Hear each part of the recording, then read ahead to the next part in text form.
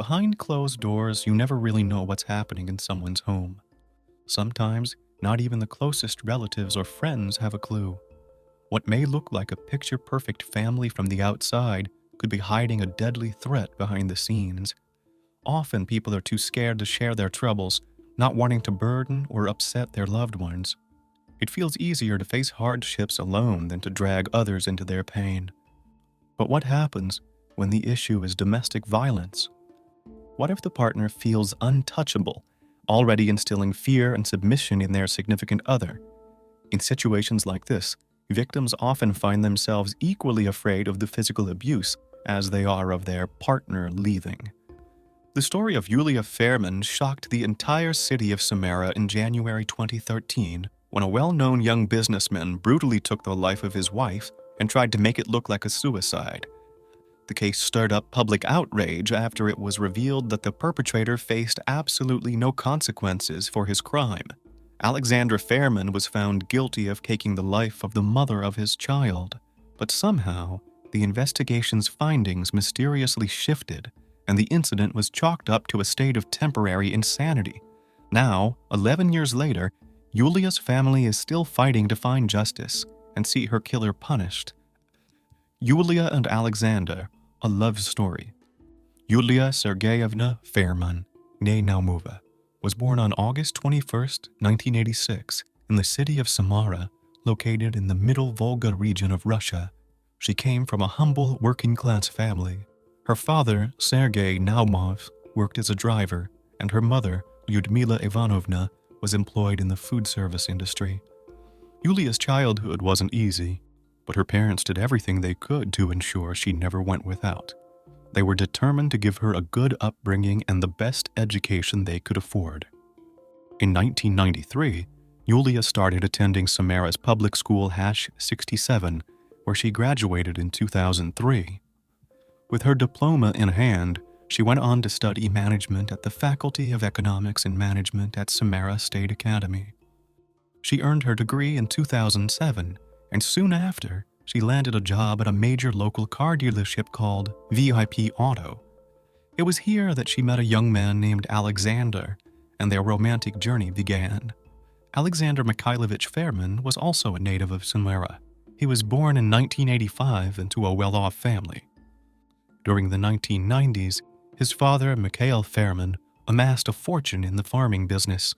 He became one of the wealthiest and most well-known figures in the city, raising cattle, owning factories that produced dairy products sold nationwide, and running beekeeping operations to sell honey and other bee products. His biggest success, however, came with the establishment of LLC Teplishny, one of the most successful agricultural enterprises in the Samara region and the entire Volga Economic District. After finishing college, Alexander also briefly worked at the VIP Auto dealership where he met Julia. The young, beautiful woman immediately caught his eye and he began courting her. Unfortunately for Julia, she responded to his attention, and they started a whirlwind romance that felt like a fairy tale at first. The couple dated for about a year and a half until, in 2009, Alexander officially proposed. According to friends and family, Alexander orchestrated a romantic surprise for Julia when he proposed. He visited her unannounced, led her to the window, and gave a signal to his friends waiting outside. They released a balloon that had a small box attached to it, containing a beautiful engagement ring. He caught the balloon, slipped the ring onto her finger, and asked her to become his wife. Overwhelmed with happiness, Julia couldn't hold back her tears and said yes. The wedding took place later in 2009, shortly after their engagement. Alexander's parents spared no expense, throwing their beloved son a lavish celebration. They organized a massive party with a long guest list, a giant Hummer limousine, the city's most prestigious banquet hall, a trendy master of ceremonies, and an epic fireworks display to close out the evening. Julia's bridesmaids recalled how she glowed with joy, looking every bit like a fairy tale princess. Married life. To outsiders, the couple's life seemed picture-perfect and happy. They had a well-furnished apartment on Stavropolskaya Street, and they were living comfortably without any financial worries. By then, Alexander had started working at his father's company, LLC Teplishny, where he took on the role of executive director. Soon after their wedding, the couple started thinking about growing their family. However, for over a year, Julia couldn't get pregnant. Now, Alexander's relatives claim that the first real cracks in their marriage began showing during this time. But when the pregnancy test finally displayed those two long-awaited lines, they both believed that the arrival of a baby would save their marriage and strengthen their bond. Based on the joyful photos Julia shared on social media, it was clear they were eagerly anticipating the arrival of their child. On September 6, 2011, Julia gave birth to a baby boy, whom they named Pavel. A few days later, Julia posted on her social media, thanking everyone for their well wishes and announcing that the baby was born weighing 9 pounds 6 ounces and measuring 23.6 inches in length. During her maternity leave, Julia cherished every moment with her baby, as evidenced by the numerous photos of her and little Pavel. From the outside, her life looked like a dream: a loving husband, a healthy baby, a cozy home, financial security, and a strong family.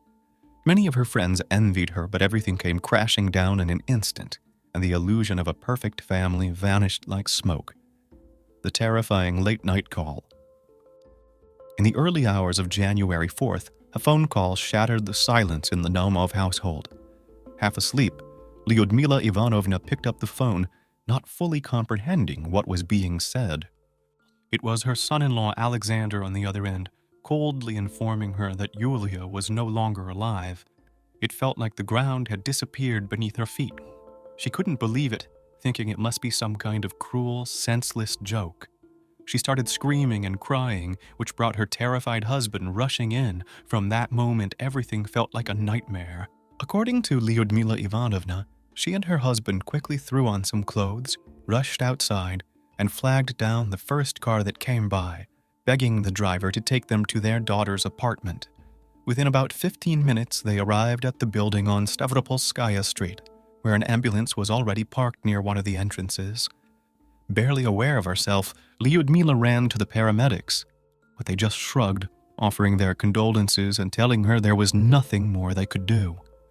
Outside stood Julia's mother-in-law, Elena Fairman, holding little Pasha, their 1.5-year-old grandson. Desperate for answers, Lyudmila ran over to her, but all she could gather from Helena's words was that Julia was gone. The Naumovs then made their way up to the apartment, and what they saw was horrifying. There were faint bloodstains on the floor leading to the bathroom. Inside, lying on the floor by the door, was the lifeless body of their daughter.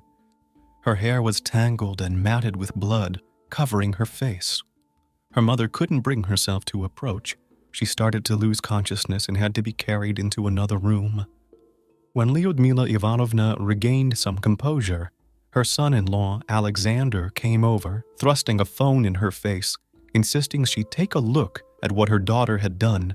She could barely make sense of anything around her, but he kept pushing until she finally took the phone.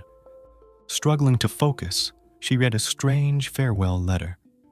In this message, Julia supposedly confessed to cheating on her husband 6 months earlier and said she couldn't forgive herself.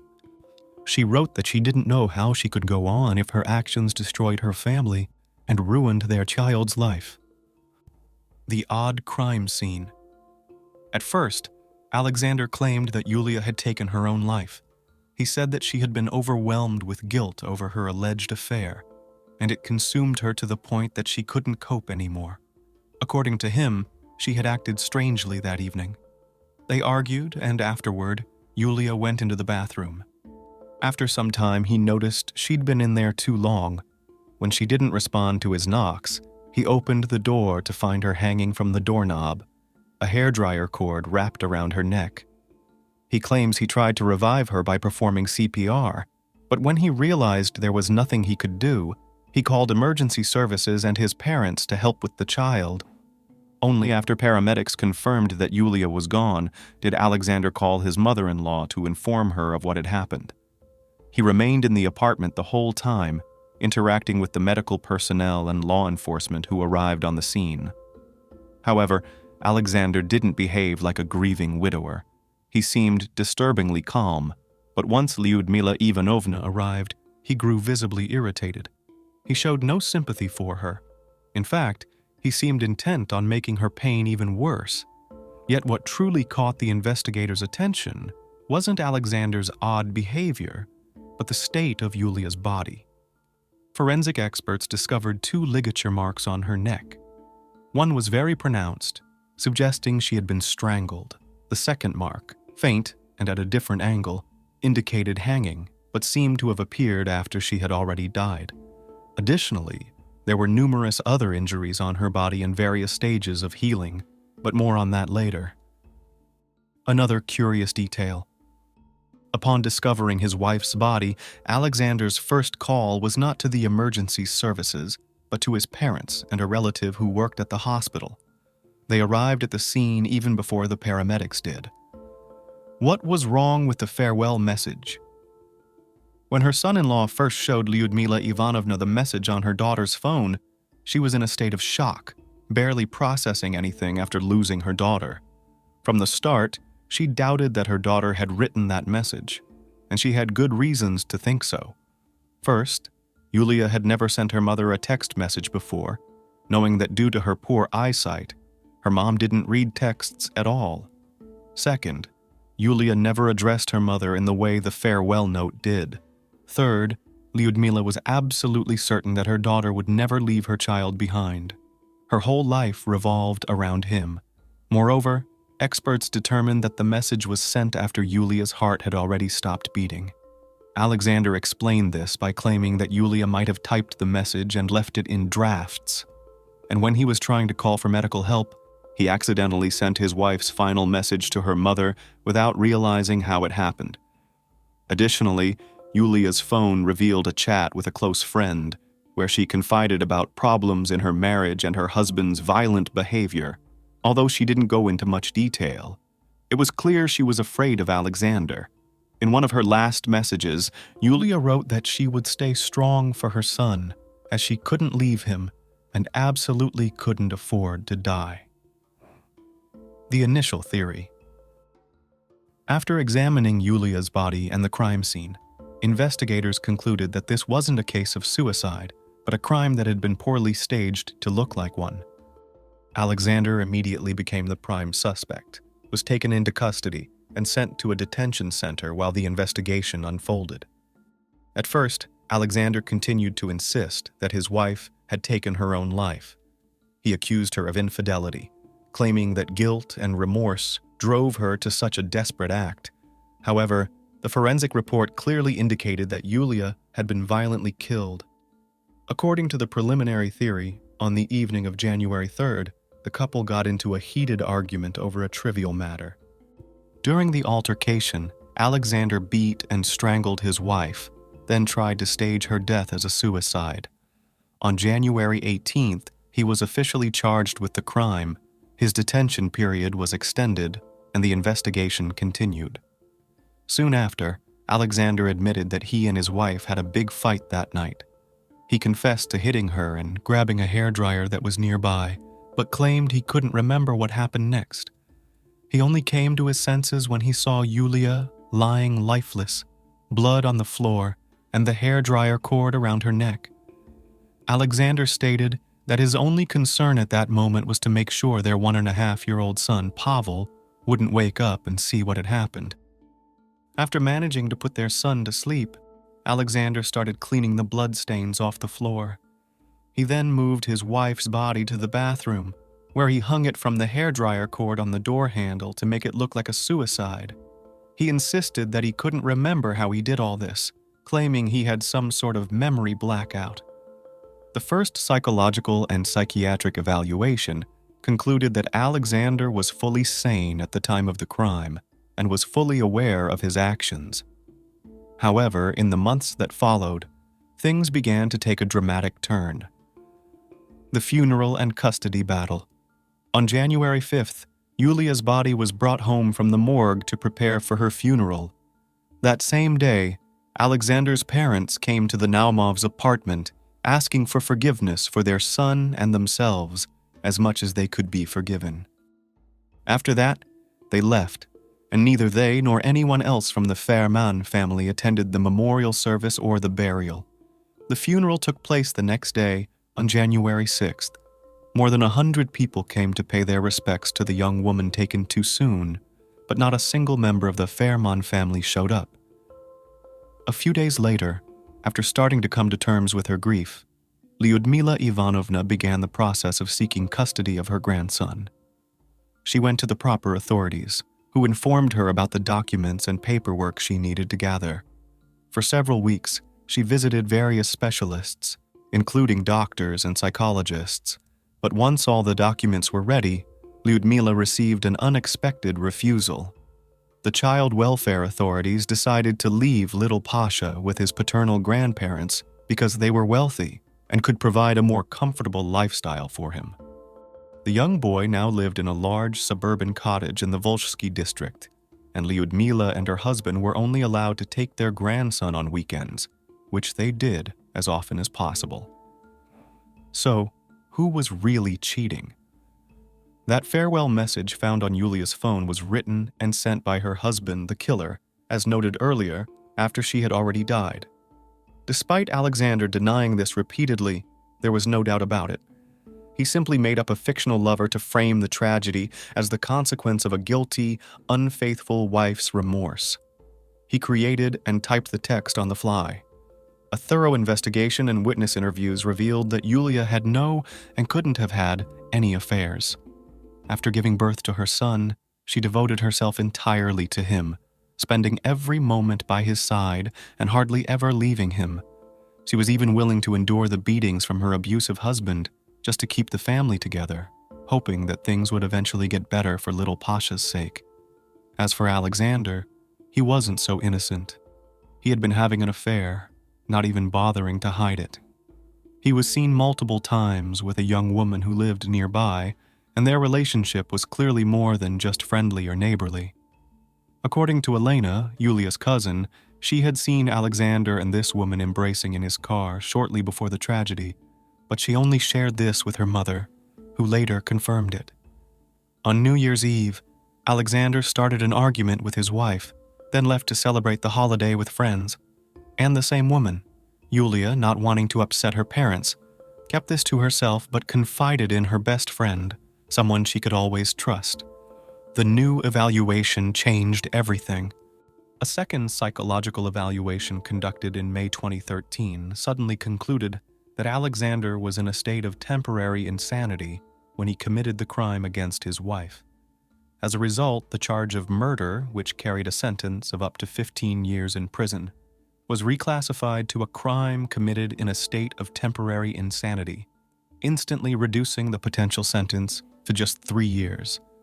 For some reason, nobody seemed bothered by the fact that, after killing his wife, Alexander had gone to great lengths to stage her death as a suicide, which is not typical behavior for someone in a state of temporary insanity. He washed the floor to hide evidence of the beating and even sent a fake farewell message to Julia's mother, pretending it was from her. The lawyer's moves and the custody battle. Alexander's lawyer immediately pushed to change the conditions of his client's detention, and by the end of May, Alexander was released under a travel restriction order. Essentially, this meant he was free to walk around and continue his life while awaiting trial. Julia's parents were devastated by this decision and appealed to the prosecutor's office, demanding a third psychological evaluation.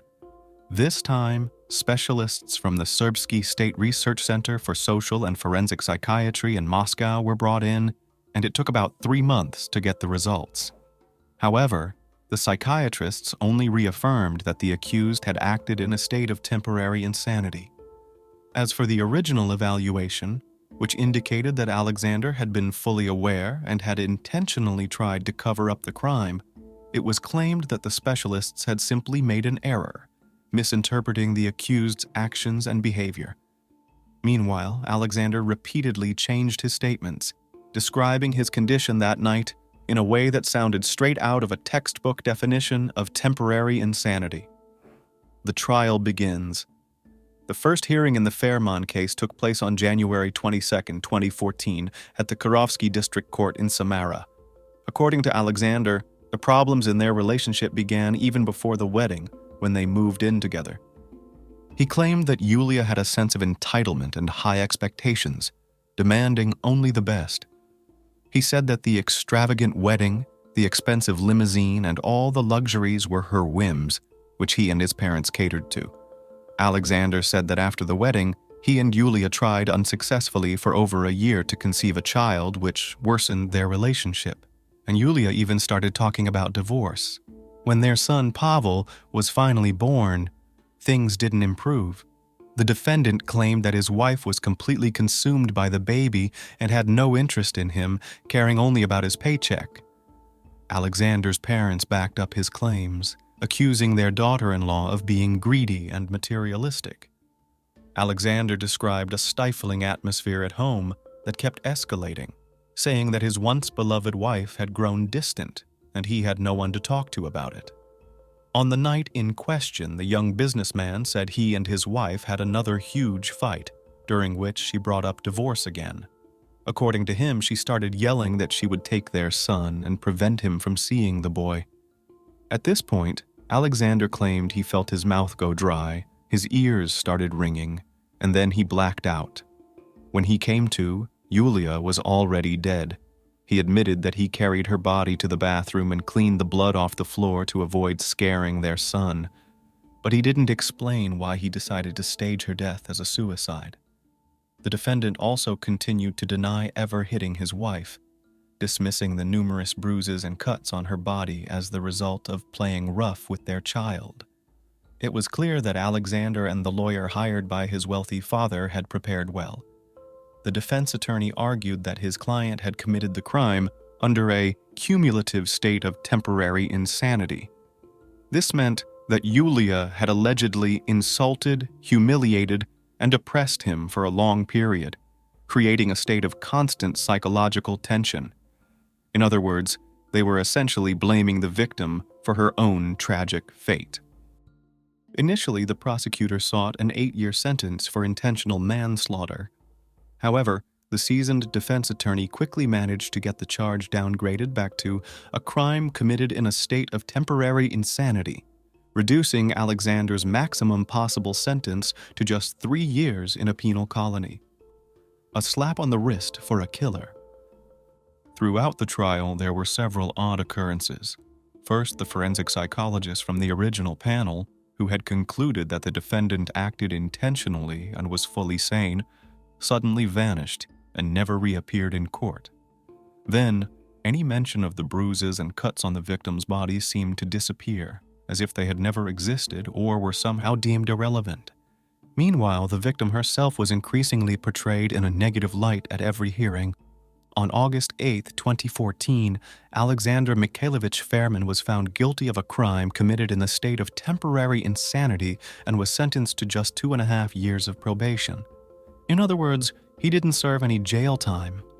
He went back home, with his only punishment being the requirement to regularly check in with the Federal Penal Service and pay 1 million rubles in moral damages to Julia's parents, despite the prosecution originally seeking 3 times that amount.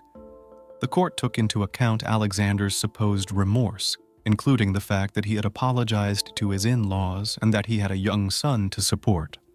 However, the Naumovs immediately announced their intention to appeal the sentence, even aiming to take it to the Supreme Court. Nevertheless, their appeals were dismissed. Their attempt to challenge the verdict at the Samara Regional Court's cassation instance was also unsuccessful. The sentence remained unchanged. Lyudmila Ivanovna pointed out that the Russian criminal code provides a harsher punishment, including actual prison time for animal cruelty.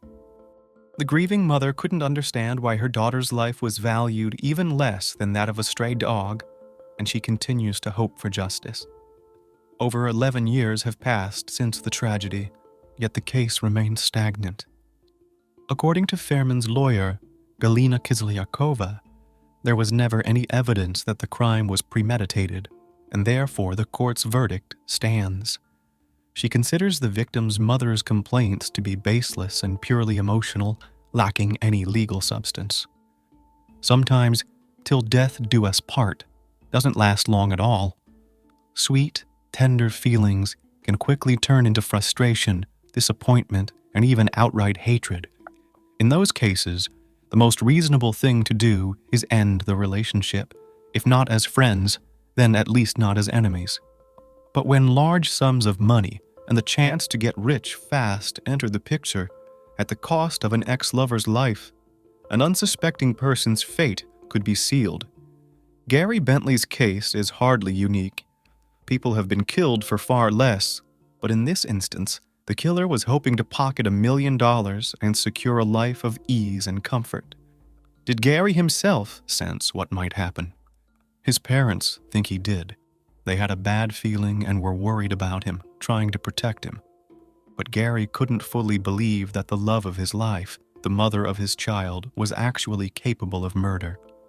He fought hard to save his crumbling marriage for the sake of his son, but in the end, he ended up in the grave, and the boy was left an orphan, even though his mother was still alive. So, what do we know about Gary Bentley and his early life? Gary Louis Bentley was born on August 31st, 1984, in a small rural town called Louisville, located in Jefferson County, Kentucky. He was the youngest of 2 kids born to Gerald and Lisa Bentley. Gary grew up with his older sister Amy, and they had a close, trusting relationship from an early age. The Bentley family ran their own farm and worked hard to make sure their kids had everything they needed, including a good education. The kids pitched in too, and didn't shy away from the hard physical work that came with running a farm. The whole family was tight-knit, caring for each other and always offering support. From a young age, Gary spent a lot of time with his dad, Gerald. They were very close, often going fishing, hunting, and camping together. His dad taught him how to handle a gun, shared survival skills like how to navigate the wilderness, and showed him where to find edible mushrooms and berries. As a teenager, Gary developed a serious interest in firearms. He knew how to handle them and eventually started collecting guns. Nearly every weekend, he and his dad would go hunting or fishing, and they were best friends. Gary was the definition of a small-town guy, a real handyman who could build or fix just about anything. People around him would describe him as kind-hearted, easygoing, and always willing to help anyone in need. Gary did well in school, stayed away from bad influences, didn't have any bad habits, and never got into trouble with the law. He was a quiet, homebody type of kid who always put his family first. After high school, Gary went to college in the state capital, Frankfurt, where he majored in engineering. After graduating, he moved back to his hometown of Louisville, starting out as a basic electrician, but he quickly worked his way up the ladder. The one and only love. While in college, Gary met a girl named Tasha, who became the love of his life. She was about 1.5 years older than him, but the small age gap didn't bother them at all. They started dating pretty quickly and in 2006 moved in together, settling not far from Gary's parents' home. Tasha was studying to be a nurse and, after getting her degree, landed a job at one of the city's hospitals, where she quickly earned the respect and admiration of her co-workers. She didn't stop there, though. She decided to continue her education and kept working to advance her career. In 2012, Gary and Tasha finally made it official, throwing a big wedding and inviting all their family and friends.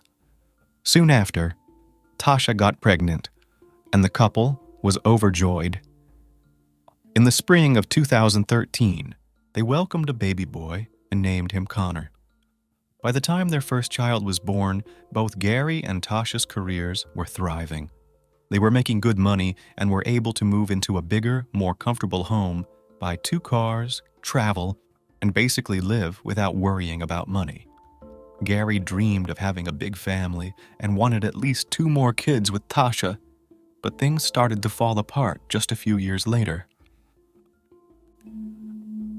What was Tasha hiding? The first 4 years of their marriage were perfect. People saw them as a model couple. They had respected, well-paying jobs, were amazing parents, good friends, and gracious hosts. The couple often threw parties at their home, inviting family and close friends. They were always the first to step up if someone needed help or support. Gary's parents, Gerald and Lisa, couldn't have been happier with their daughter-in-law and grandson. But in 2016, things started to change rapidly. The Bentley marriage hit a rough patch, and their relationship began to deteriorate. It all started when Tasha began having problems at work, something that had never happened before. She constantly complained about her coworkers, her boss, and the unbearable working conditions. Gary did his best to support her, but he advised her not to quit too quickly, since finding another job with a good salary wouldn't be easy.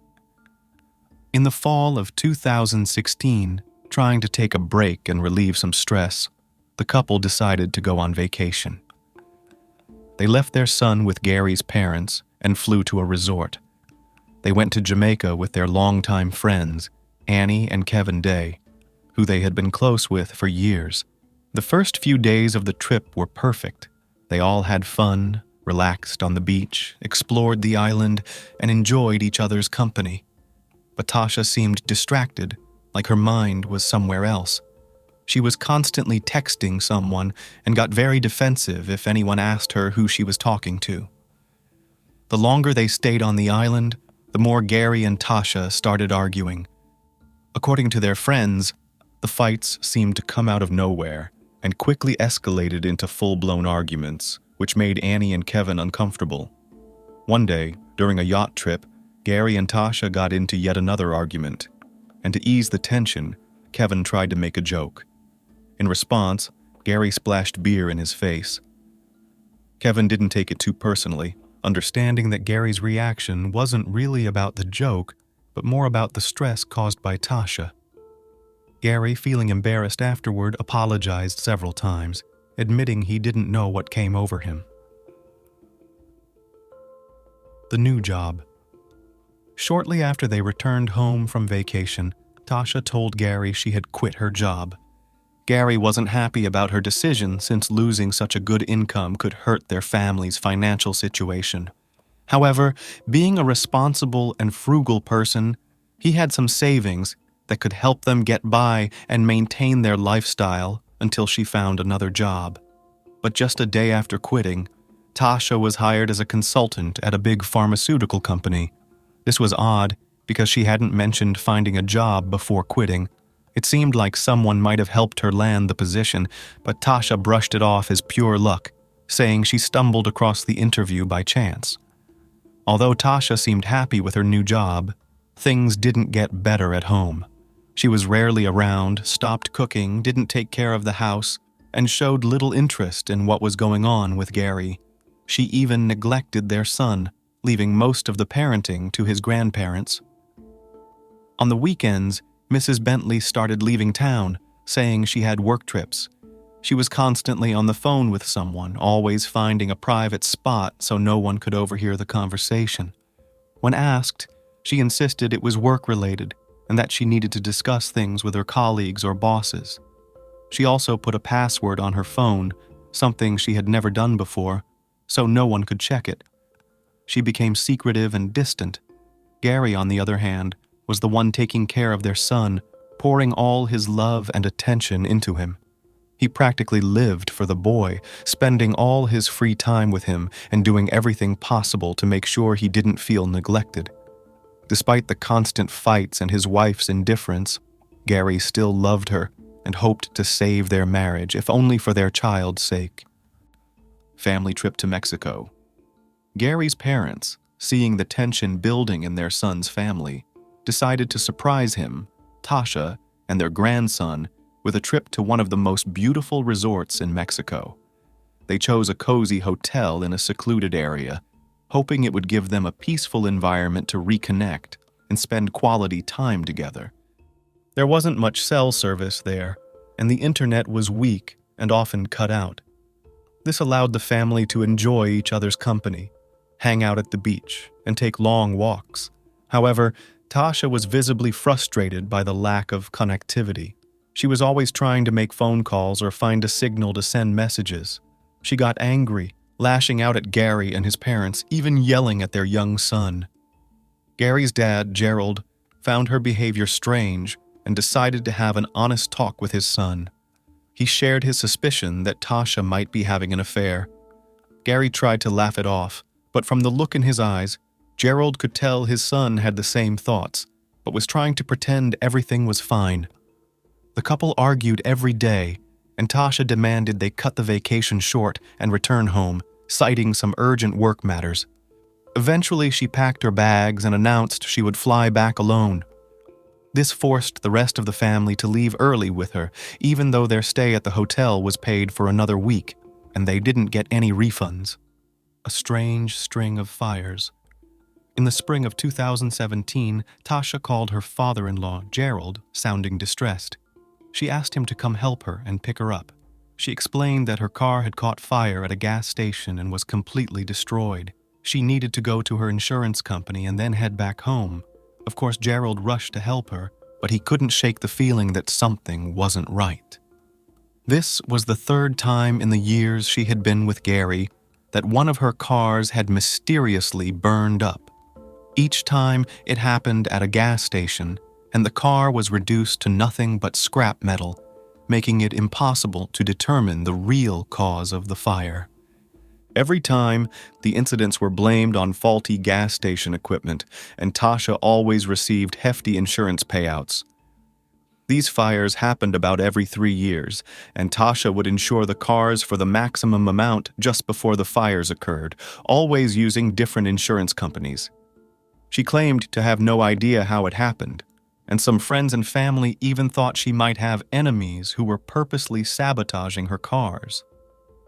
Still, after each accident, Tasha bought a newer, more expensive car. The insurance companies had no grounds to deny her claims, even though the fires followed a suspicious pattern. Proving deliberate property damage was next to impossible. The not-so-secret affair. By the summer of 2017, Tasha was disappearing almost every weekend, explaining it as work trips.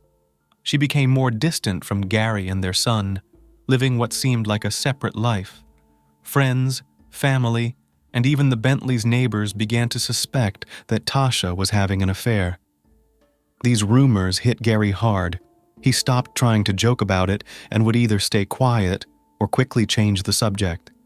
Gary's parents tried several times to talk to him, telling him that things couldn't go on like this since, essentially, the marriage had already fallen apart. But Gary always responded the same way. He still loved his wife and was determined to keep the family together for Connor's sake. He held on to the hope that Tasha would come to her senses, reconsider her priorities, and that things would go back to the way they were. In November 2017, Gary, Tasha, and their son went to his parents' house to celebrate Thanksgiving. Gary's sister, Amy, also came with her family. When everyone started exchanging gifts, it turned out that Tasha hadn't bought any, saying she was too busy with work. She apologized and left, promising to fix it and return soon. She was gone for hours, but came back empty-handed, without buying anything, not even for her son. When everyone gave her confused looks, she claimed the lines everywhere were too long, and it would have taken her all night to get through them. This time, Amy couldn't hold back. She pulled Gary aside and asked him point-blank if he realized that Tasha was probably seeing someone else and wasn't even trying to hide it anymore. Gary simply responded that they would handle it themselves. A gun safe in the bedroom. The following weekend, Gary called his dad and asked him to come over and bring some tools. Gerald was happy to help and showed up at his son's house within half an hour with everything needed.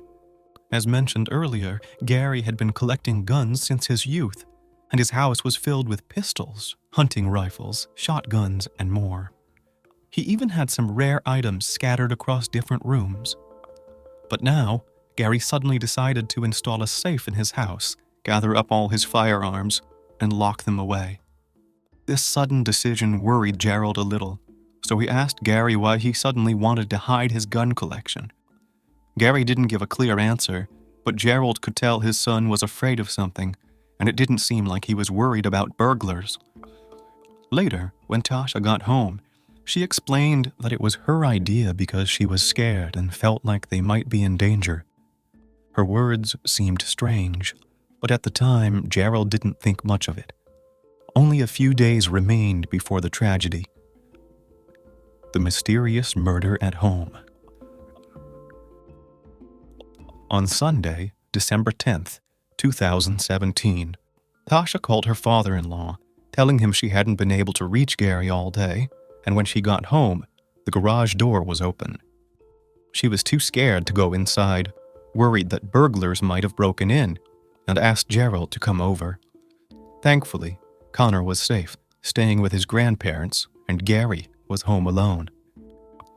Gerald rushed over as fast as he could. At first glance, nothing seemed out of place. The garage door was indeed ajar, but there were no signs of forced entry. Inside the house, everything looked normal. Nothing appeared to be missing, and there were no indications of an intruder. Gerald called out to his son several times, but there was no response. When he walked into the bedroom, he found Gary's lifeless body lying on the bed. In shock, Gerald tried to perform CPR, but Gary's body was already cold, showing signs of rigor mortis. He immediately called 911, still unable to believe his son was gone. It wasn't until later that he noticed the gun safe in the bedroom had been broken into and some of the firearms were missing. The forensic findings. When the forensic team arrived, they determined that Gary had been killed by a single gunshot to the head, fired at close range. Since he was lying on his side in bed, in a sleeping position, and had no other injuries or signs of a struggle, it was likely that he was asleep and didn't even hear the killer approach. The crime didn't look like a typical robbery. Valuables, a jewelry box, and even cash left in plain sight were untouched. This indicated that the main target was the gun safe. However, only a few guns were taken, none of which were particularly valuable. Neither these nor the guns that remained were the murder weapon. The main suspect.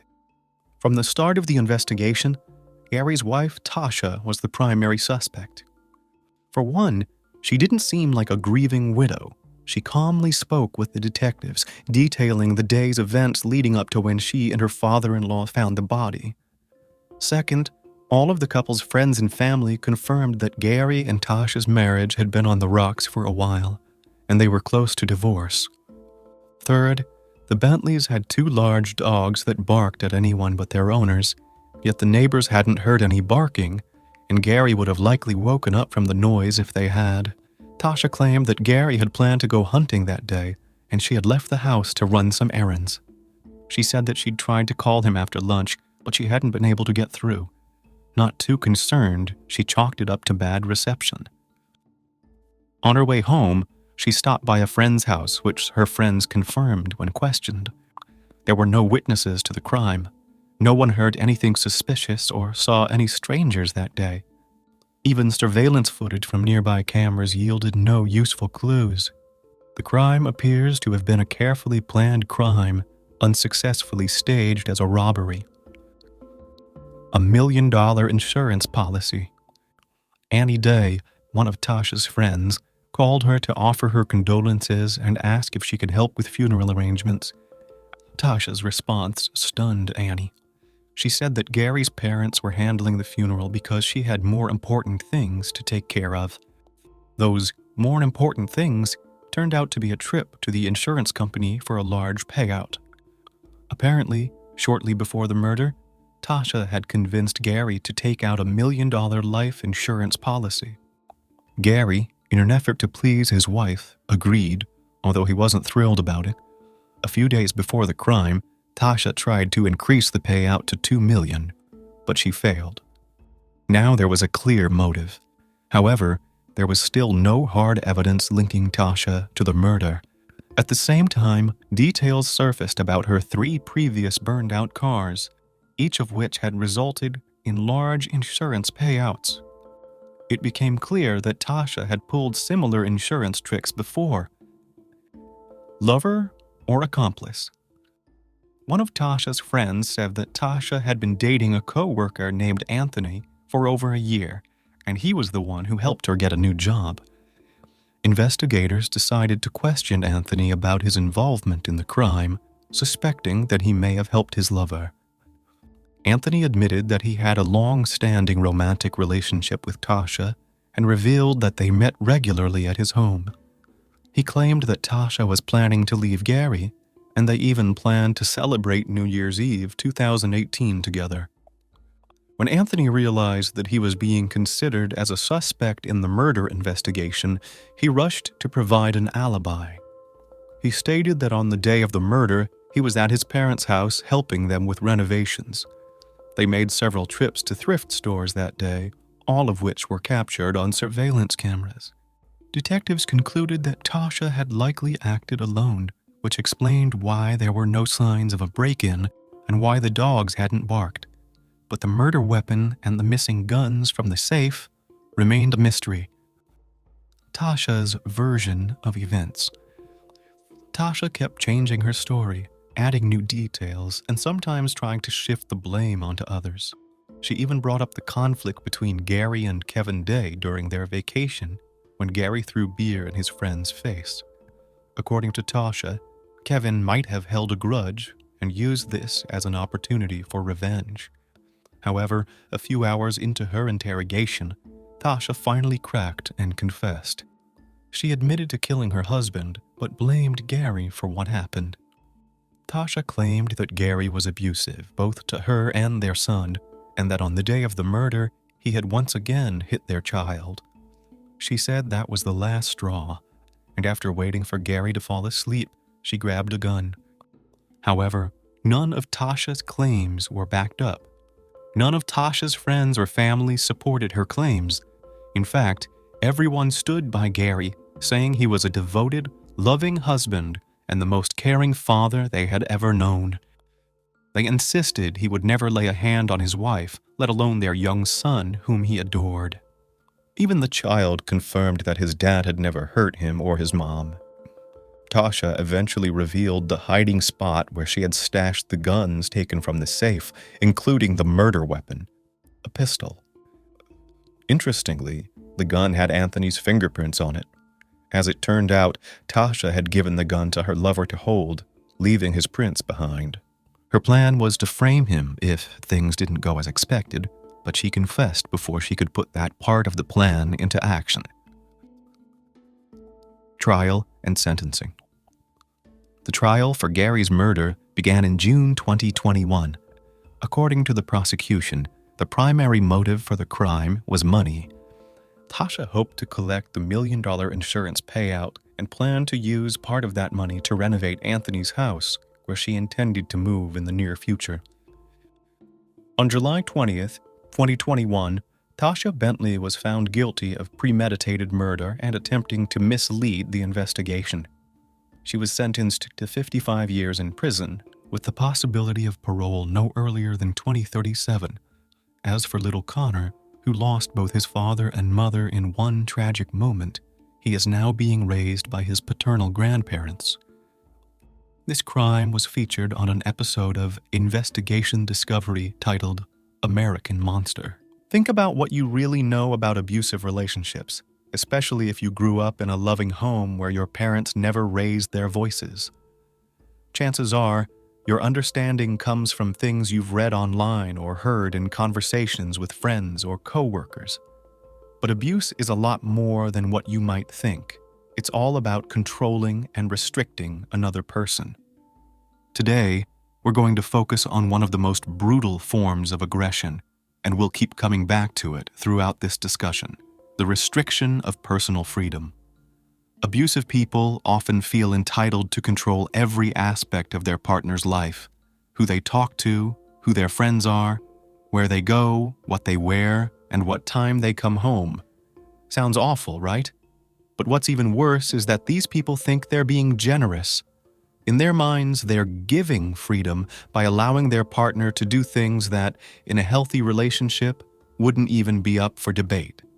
Our heroine refused to live by the rules that were forced on her, and it cost her her life. So, let's start the story and figure out if there really was abuse in this family, or if the public just wanted to paint the husband as an abuser to hold him accountable for his wife's murder. Cary, North Carolina, is the perfect town for quiet family life. It's so safe that after living there for years, people stop locking their cars or even the front doors of their homes. There's no crime or racial tension, great schools, open roads, and friendly, smiling neighbors. This is the town the Coopers chose to start their family and build a happy life. Brad and Nancy Cooper seemed to live the perfect life outside their home. Brad was a smart, successful IT engineer. Nancy was athletic, beautiful, fun, and the best mom to their 2 young daughters. They led a calm, quiet life. Brad worked, and Nancy took care of the house and the girls. Nancy, a former competitive runner, made sure she stayed in shape and took great care of herself. July 12, 2008, started out like any other day. Nancy went out for her morning run, but she never came back. What happened next is disturbing, complicated, and will leave you wondering what really happened. The story is so tragic that all it left Nancy and Brad's family with were questions and a small hope for justice. That afternoon, Jessica Adam called emergency services to report her close friend Nancy Cooper missing. Her voice shaking, Jessica told the dispatcher that Nancy had gone for a run at 7 a.m. but hadn't returned home. The 2 friends had plans to meet, but Nancy never showed. Even worse, Jessica had tried to reach her for hours, but neither Nancy's cell phone nor her home phone answered. Brad was at work and didn't take his wife's disappearance too seriously. He assumed Nancy had just taken a longer walk than usual and would be back soon. But even by evening, she still hadn't returned. To understand where Nancy might have gone, let's take a closer look at the history of the Cooper family, and maybe some answers will emerge on their own. In the 1960s, University of British Columbia graduate Harry Renz and Donna Audrey decided to make their relationship official by getting married. Over the next few years, they had 4 children, a son named Jeff and 3 daughters, Krista, Jill, and Nancy. Living in Edmonton, they raised their children in a loving, supportive home. In 1988, Harry and Donna started an employment agency that helped people in Alberta, Canada, with life management, job training, and employment services. Nancy Renz was born on October 25, 1973, as an identical twin to her sister Krista. Nancy met Brad Cooper in Calgary in 1998 when she was just 24 years old. Tall and dark-haired, Brad immediately caught Nancy's eye, but it wasn't just his looks that won her over. It was his calm, steady personality. He was reliable, like a rock. Nancy fell in love. The feeling was mutual. Nancy was also tall, blonde, fit, and had a quiet charisma that stirred something in Brad's heart. Their relationship moved quickly, and when Brad got a prestigious job offer from Cisco Systems in Raleigh, North Carolina, he wanted Nancy to move there with him. To make the immigration process to the U.S. smoother and to stay together, Brad and Nancy got married in the fall of 2000. At first, it might seem like they got married for immigration reasons so Nancy could move with Brad, but the couple had already been planning a wedding for the fall of 2002. After they moved to North Carolina, Brad started building his career at one of the largest companies, while Nancy was forced into the role of a stay-at-home mom. Brad's career took off. At Cisco Systems, he became a specialist in combining internet technologies and phones, working as a VoIP engineer and architect. Brad was one of just 152 experts in networking technology. The family lived comfortably. Each of them had their own BMW in the driveway, but Nancy became a prisoner in her own home.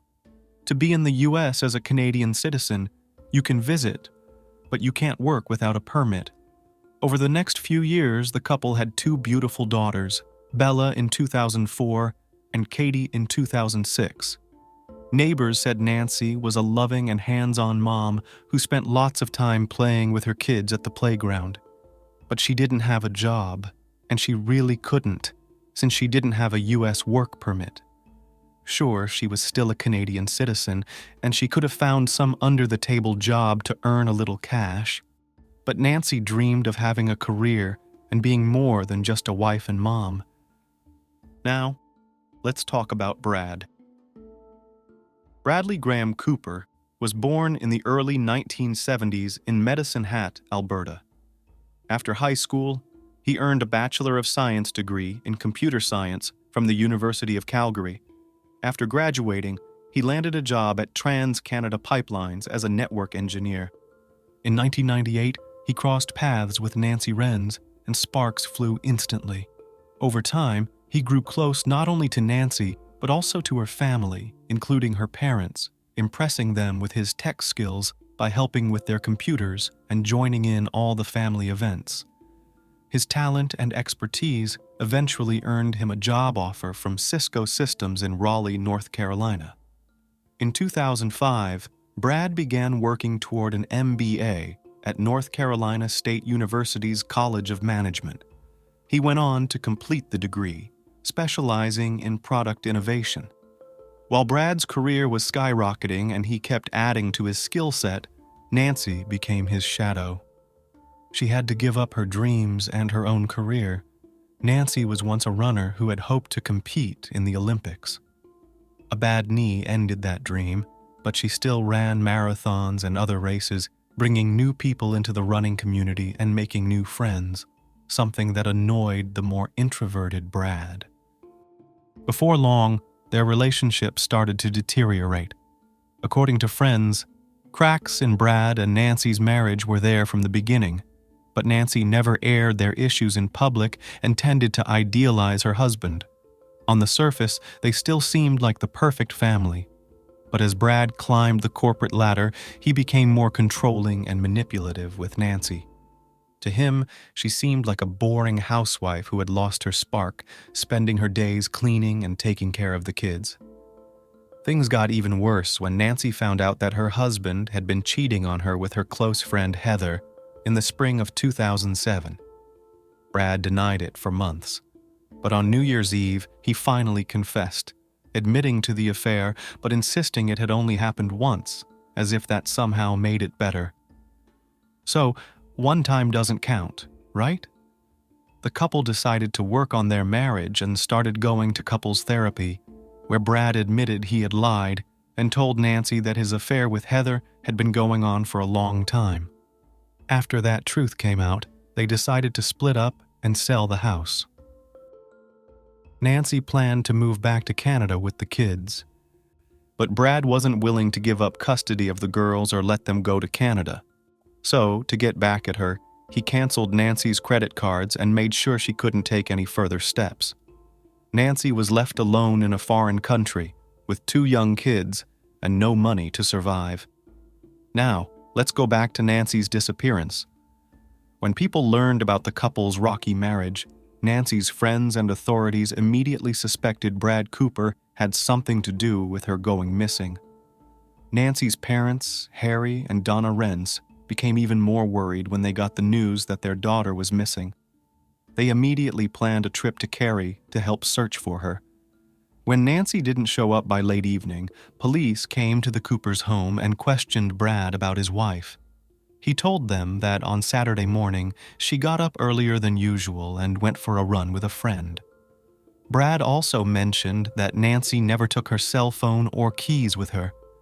He said she also skipped her usual routine of driving to a coffee shop to meet her running partner. This experienced runner, who had been training for a half marathon, apparently changed her route that day and didn't run on one of her usual trails. The police listened to Brad's story, but they were clearly surprised, since no one other than Brad had seen Nancy that day. The cops needed solid proof to back up Brad's claim that she left the house at 7 a.m. Where were the witnesses, besides her husband, who saw her leaving, getting into a car, or even just walking down the street that Saturday morning? There weren't any. No one had seen Nancy since Friday night when she spent time at a friend's house across the street. Brad claimed she had plans to meet a friend later that day, which was actually her usual running partner. A search party was organized to find the missing runner. Could she have run away to escape her troubled marriage? Not without her kids, her friends would have said. After several days of intense searching, Nancy Cooper's body was found about 3 miles from her home, off her regular running route. A man walking his dog discovered her lying face down in a drainage ditch. He saw her body in a stormwater drain. She was wearing only a sports bra, and there was a single diamond earring in one of her ears. The medical examiner determined that the cause of death was strangulation, and her hyoid bone was broken. There were no other injuries or signs of sexual assault on her body, but every murder has a motive, and the police needed to find it. Once Nancy's body was found, many people immediately pointed the finger at Brad. He was the most obvious suspect. Shortly after, Cary investigators confirmed her death was a homicide. Police searched the couple's home and seized several items as part of the investigation. They reported that Nancy Cooper's phone and keys were found inside the house, though her friends told the police she always took them with her. When police interviewed Brad Cooper on the day his wife went missing, they noticed some small red marks and scratches on the back of his neck. This was noted in the police report, but no official explanation was given. It also became clear that no one other than Brad Cooper had seen Nancy after she left the Friday night party at a neighbor's house, which she attended alone. Although a friend did speak with her on the phone at 10:30 p.m. that same night, no one saw her after that. Investigators kept searching for evidence related to Nancy Cooper's death and worked quickly to identify their prime suspect. And it didn't take long for them to find one. The relationship between the couple caught the investigators' attention, and more importantly, Brad was the last person to see Nancy alive. In homicide investigations, the husband is usually the first person they rule out before they can move on to other suspects. The evidence led the police to issue overnight warrants to search the Coopers' home, their 2 cars, and Brad Cooper himself. It was clear the police were in a hurry to treat the family home and the cars as potential crime scenes. They used luminol to check for bloodstains and searched for other evidence in the house or one of the cars. They also collected Brad's hair, fingerprints, and DNA for comparison with evidence they might find at the crime scene or where the body was found. They also planned to inspect and photograph any cuts, scratches, or other marks on Brad's hands and body. Remember, the Coopers were married, lived in the same house, and often shared a car, so any physical evidence connected to the crime would first need to be explained in the context of normal family life. And some odd details did come to light. Investigators found out that on the day Nancy disappeared, Brad had spent the morning doing laundry, vacuuming, and mopping the floors. He didn't deny that he had bought bleach and other cleaning supplies the day before. The police found it unusual that he was deep cleaning the house on the very morning his wife went missing. Of course, we don't know if Brad Cooper actually bought the bleach with any sinister intent. The police did take several boxes and bags of potential evidence from the Cooper home, all of which needed to be processed to see if they had any connection to Nancy's death. The information Brad Cooper provided about the extensive cleaning of the residence doesn't match up with what we learned from interviews with people who knew Brad and Nancy during their marriage, the police stated in written testimony. The police also reported that Brad had cleaned the trunk of his wife's car but not the interior. Brad claimed he had spilled gasoline in the trunk, but the police didn't detect the smell of either gas or cleaning fluid. Prosecutors stated that at the time of Nancy Cooper's death, the couple, both Canadian citizens, were in the process of separating, with plans for Nancy to return to Canada with their kids. However, in April 2008, Brad changed his mind, removed Nancy's name from their bank accounts and credit cards, and took the kids' passports to prevent her from leaving. As part of the investigation, Brad's computer was searched for documents that might contain information on how to kill someone or dispose of a body.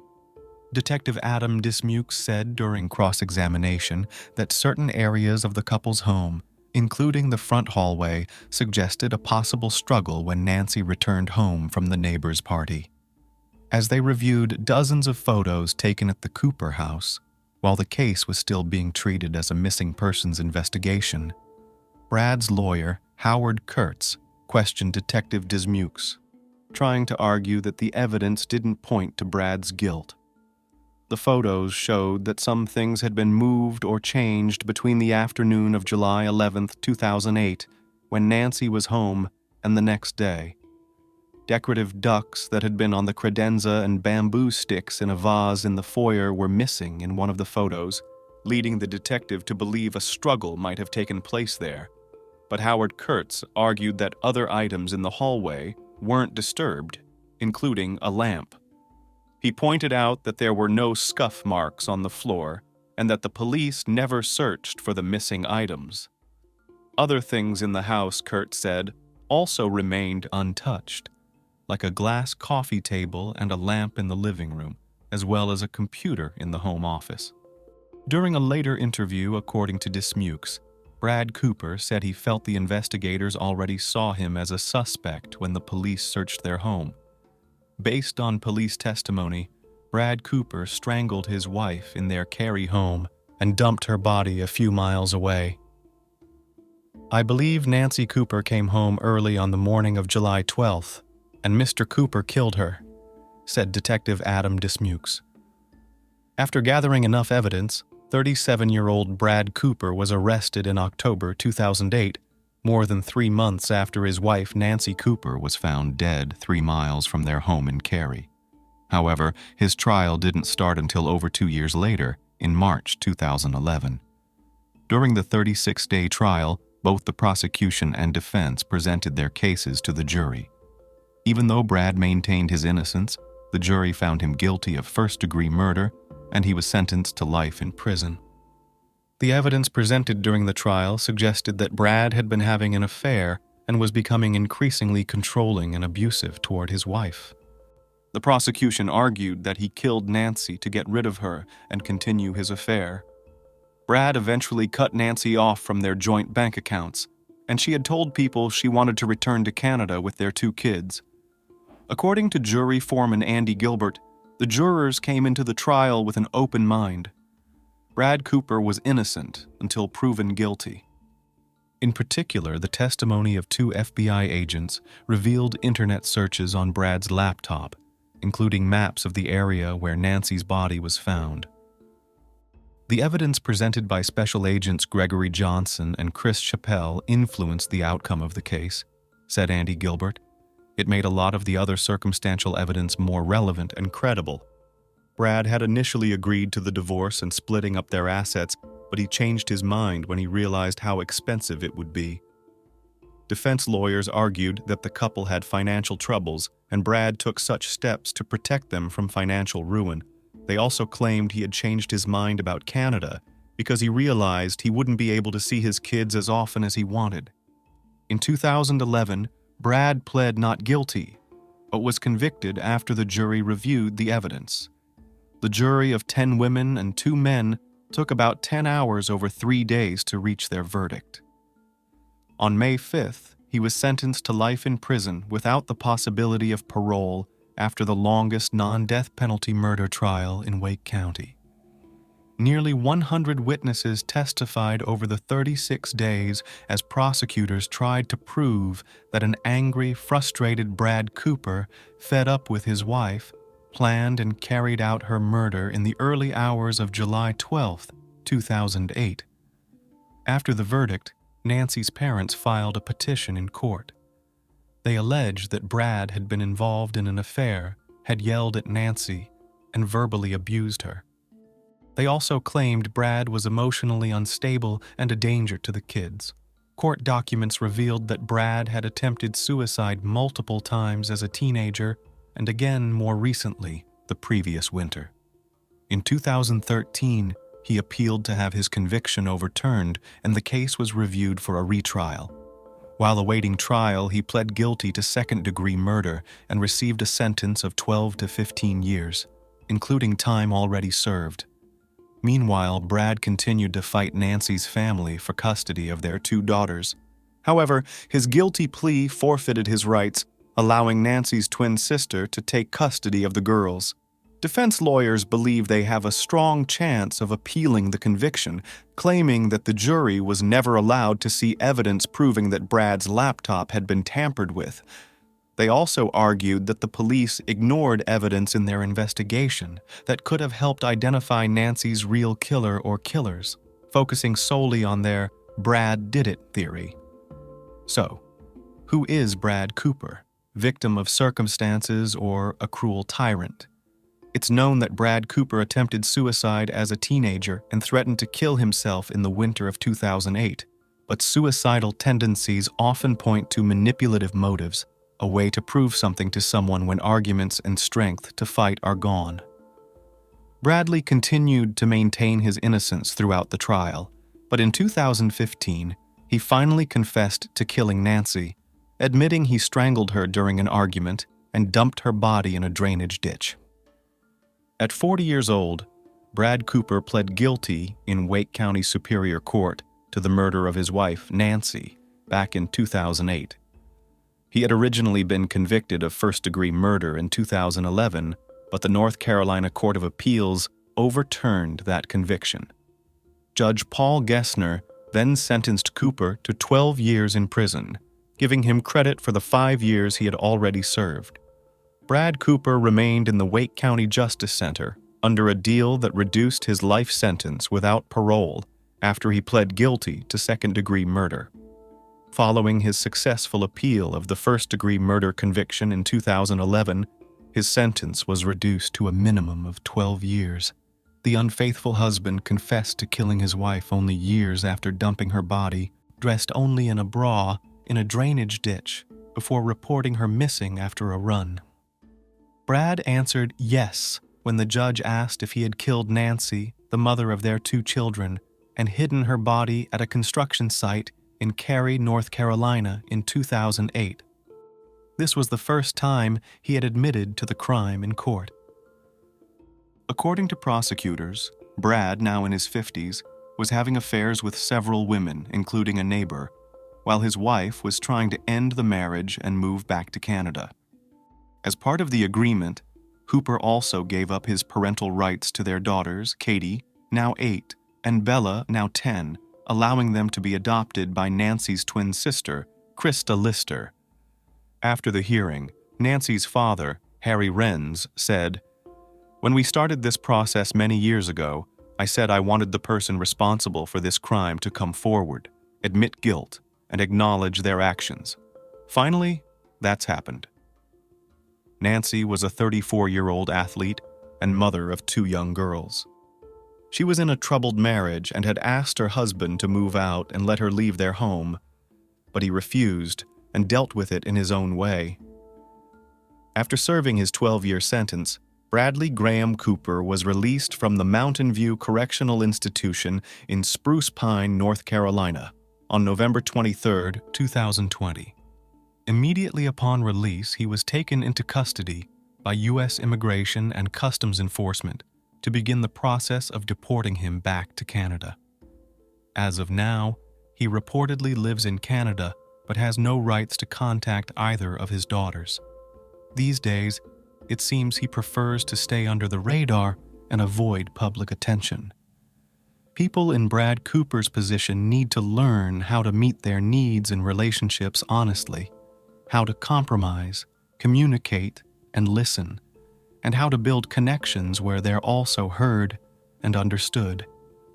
It's harder than getting your way through manipulation, but it's far more productive and offers a real chance for closeness, self-awareness, and freedom from the crushing weight of loneliness.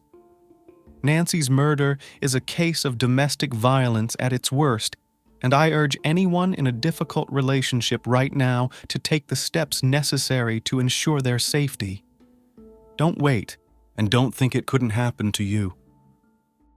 He called her name menacingly, and she stopped to examine the unfamiliar silhouette in the darkness.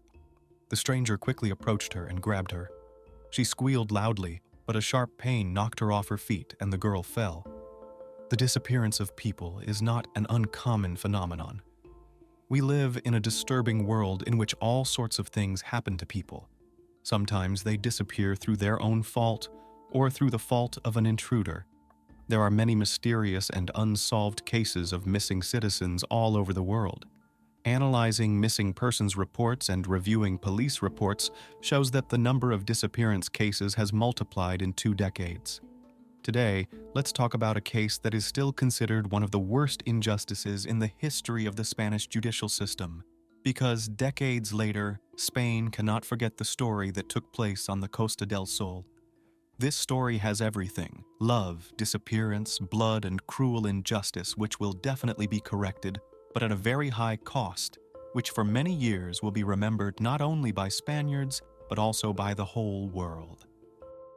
Hilaria Alicia Hornos was born December 2, 1952 in the rural province of Jaén in the municipality of Arroyo de los Llancos, Spain.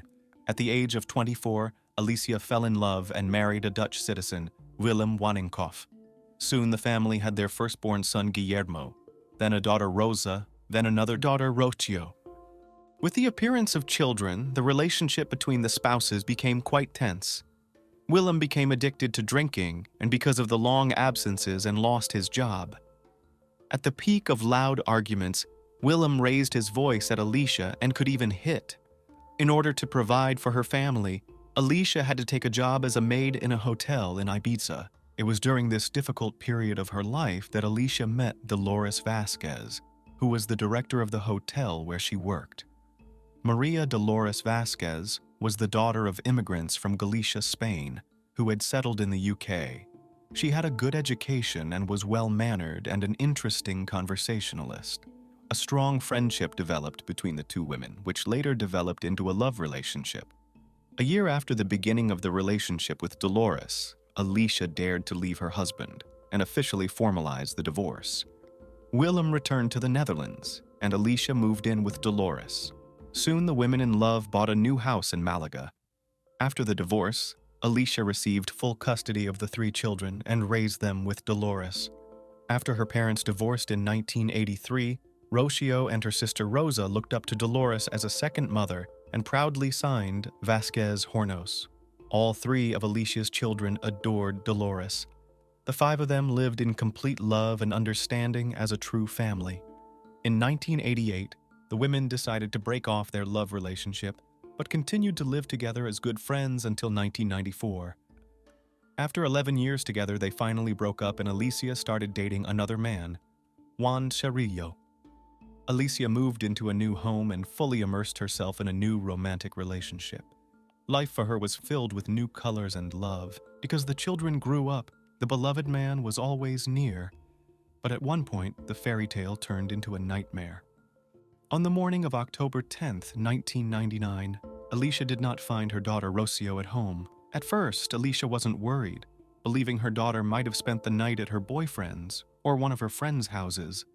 But when she didn't return home later, Alicia became concerned. The family contacted Rocío's friends and boyfriend, hoping to get reassuring information about their daughter's whereabouts. But no one had seen her. On September 9th, Rocío left home around 5:30 p.m. after saying goodbye to her mother and older sister, Rosa. On that day, she was going with her boyfriend Antonio and her friends to go to a fair in Fuengirola. The girl's house was in the neighborhood of La Cortiera, very close to Antonio's house. Rocío stayed at his house until 10:30 in the evening and decided to return home for a short while to shower and change clothes before meeting her boyfriend and friends at the fair. She never made it home. Even though Alicia was already worried, she decided to take a walk with Juan to calm down rather than immediately report her daughter's disappearance to the police. As they were walking down the street, the woman saw a large blood stain on the road, as if some animal had been killed. She told Juan about it. At first they didn't pay much attention to it, but when they got closer, Alicia saw sneakers with drops of blood. They were her daughter's sneakers. From Alicia Hornos's recollection, I got closer and saw my daughter's sneakers. I said, "Those are Rocio's sneakers." And he said, "No way." I said, "No, those are my daughter's sneakers." I was hysterical. I said, "Call the police, those are her sneakers." During that walk, in addition to the sneakers, a napkin and several bloodstains were found in a vacant lot next to the road Rocío usually walked on. Alicia called the police. Immediately, a missing girl report was filed with a full description. Long hair, brown eyes, wearing a white Nike t-shirt and purple pants. After the officially announced search activities, the forensic investigator reported the need to conduct a forensic examination at the alleged crime scene to find out whose blood was on the road and sneakers. After examining the scene, the first assumptions were the version of an assault or a fight in which someone was injured. But the further investigators followed the trail, the more they found blood stains, and even long chains of stains that looked like drag marks. That means someone was moving very fast, maybe even running. Then the blood traces disappeared, and then the search team noticed a very large stain indicating significant blood loss. They found more and more bloody footprints, similar to the drag marks of a bloody body. These tracks led to car tire prints, after which the blood traces disappeared. A cigarette butt, the brand of which was not common in Spain, was found next to the tread marks. Forensics collected all the samples that could help in any way during the investigation, and DNA from the samples was supposed to help find whoever was at the scene. Based on this data, a thorough investigation was conducted. Along with the investigation and the identification of the blood taken from the traces found, the search for the girl continued. But the investigators were almost certain that Rocío Wanninkhof had been murdered. After all, the blood trail started from the sidewalk and continued to a pool of blood large enough to cause her death from volumetric blood loss. Next to the pool were drag marks, and intersecting them and the blood were tire tracks left by a small car with a tire model that was discontinued in 1993. Because the drag marks continued across a heavily sloped area that would have made it difficult for one person to drag the body alone, it was believed that the body was dragged by at least two people and then left in a less open area of the vacant lot before a vehicle pulled up to transport the body. But the search did not stop. Volunteers scoured the area on foot, on motorcycles, up hills. Everyone wanted to find Rocío, but at the same time, they were afraid to find her dead. It was very hard for everyone. There were flyers with Rocío's picture everywhere. All the news channels reported about her disappearance. The family actively cooperated with journalists, because as long as Rocío was being talked about, she would not be forgotten. Journalists from all TV channels were on duty at Rocío Wanninkhof's house. Everyone wanted the girl to come home, to find her.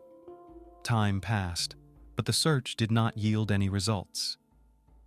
A few days after Rocío's disappearance, a local cab driver showed up at the police station and said that on the night of the incident, around 10 p.m., he dodged an SUV that was speeding in the oncoming lane of traffic in the area where the girl's sneakers were found on the curb.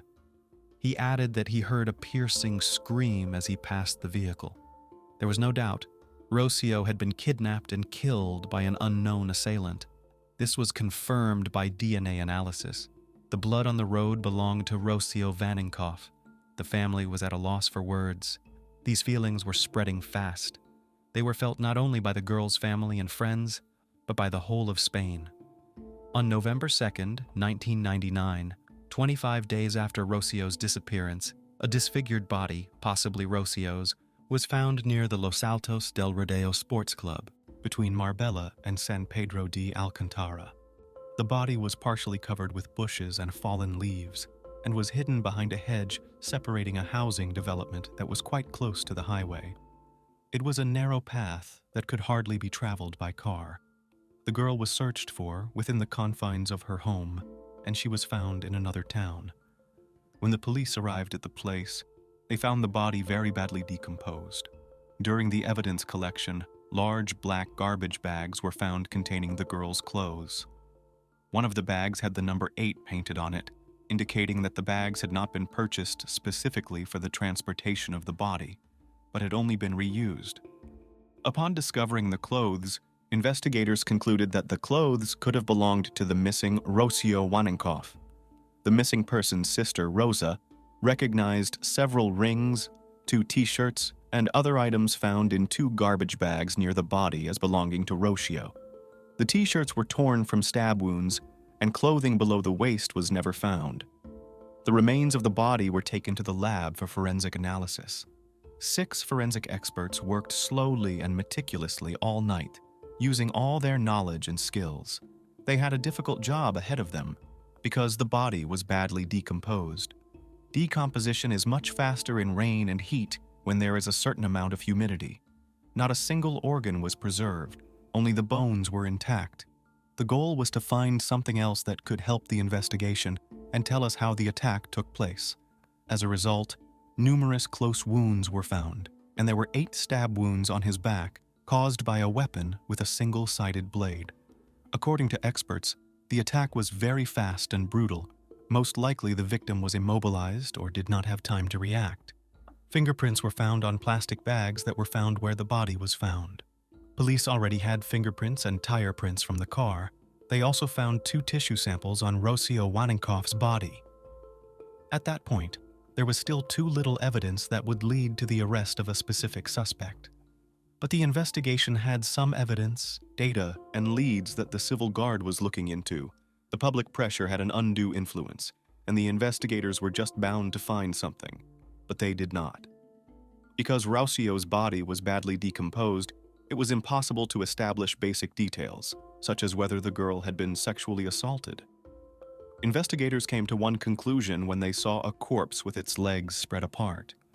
Since the victim's legs were spread too wide, they thought it was staged. That is, the perpetrator made it look like violence.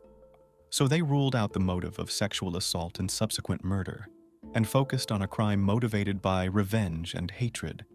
It was a very emotional attack, which meant that the girl could have been attacked by someone very close to her, who may have been very upset with her. With the evidence and facts gathered, the investigators conducted follow-up interviews. First of all, the investigators questioned her boyfriend, Antonio Hirata.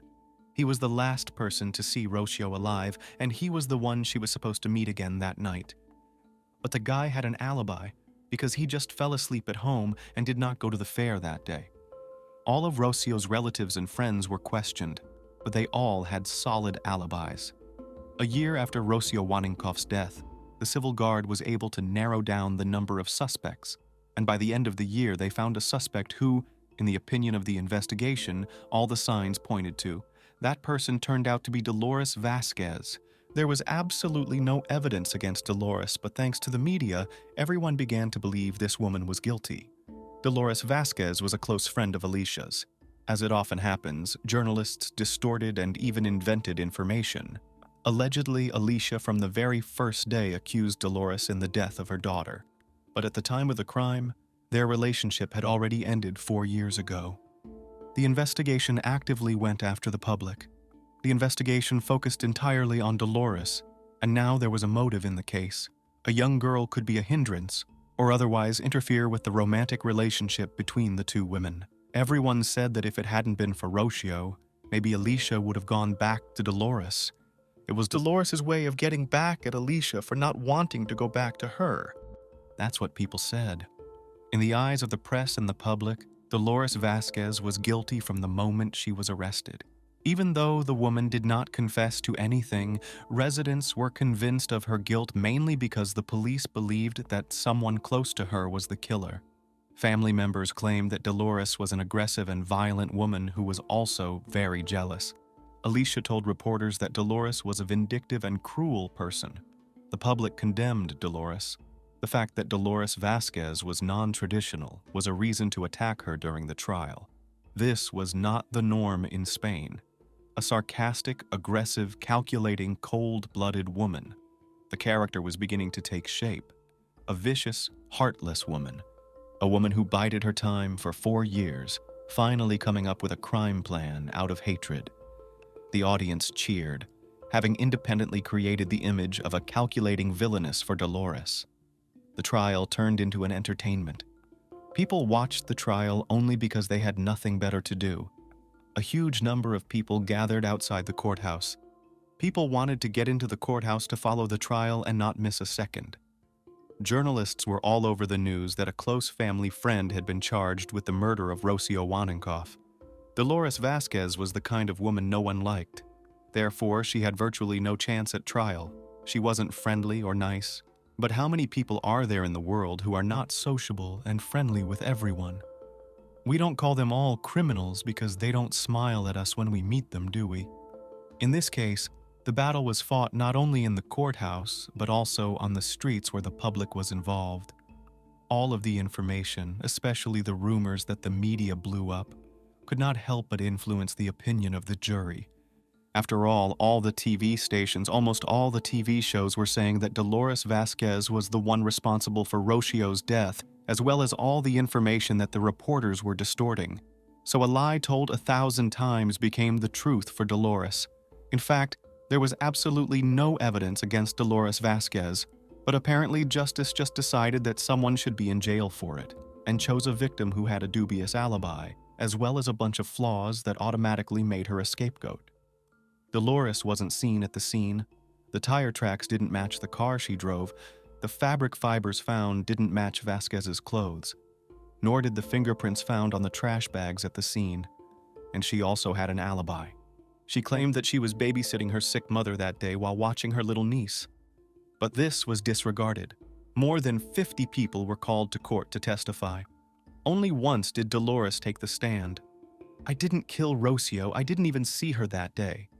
All I'm asking you, I'm asking all of Spain, is to find who did it, because it wasn't me. And whoever did it is still out there. Maybe even among you in the courtroom. There has never been any evidence against me, and there never will be, because I am innocent." Spain has a very poor judicial system that often oversteps the law. Spanish prosecutors and investigating judges are ready to step over the law and human fate to prove their theories. Absolute disregard for the law. There was no physical evidence, so the Civil Guard report described only the circumstantial evidence that pointed to Dolores Vasquez and profiled her psychologically. The jury majority found defendant Dolores Vasquez guilty of murder. She was sentenced to a 16-year prison term. The public rejoiced. Rocio's funeral was very well attended. Journalists were constantly filming despite other people's grief. At that moment, all of Rocio's relatives and all the people in the town lived in fear. This fear fueled the many television programs that covered the details of the case. After Dolores' arrest, the victim's family went from one television program to another, pulling out old stories that confirmed Vasquez's cold, unfriendly, demanding, and cruel character. It took years and another similar crime to make it clear that Rocío Wanninkhof was not at all as the public and the press had fantasized. On the morning of August 15, 2003, the parents of 17-year-old Sonia Carabantes reported their daughter's disappearance to the police. They had already called her friends, but they said that they had walked her friend to the door of her house. But Sonia wasn't home. In the street, 3 doors down from her house, right next to a tree, her parents found her shoes, purse, and phone. There were traces of blood on the cars parked nearby. Sound familiar? But if the suspect has been in jail for almost a year and a half, did the police make a mistake and have an innocently convicted person in jail? Authorities immediately began searching for and investigating the coin incident. Time passed, and despair increasingly gripped the family. There were searches in the neighborhood, but the bloodstains on Sonia's clothes left no hope for a favorable outcome. One of the main pieces of evidence in Sonia's case was a car headlight.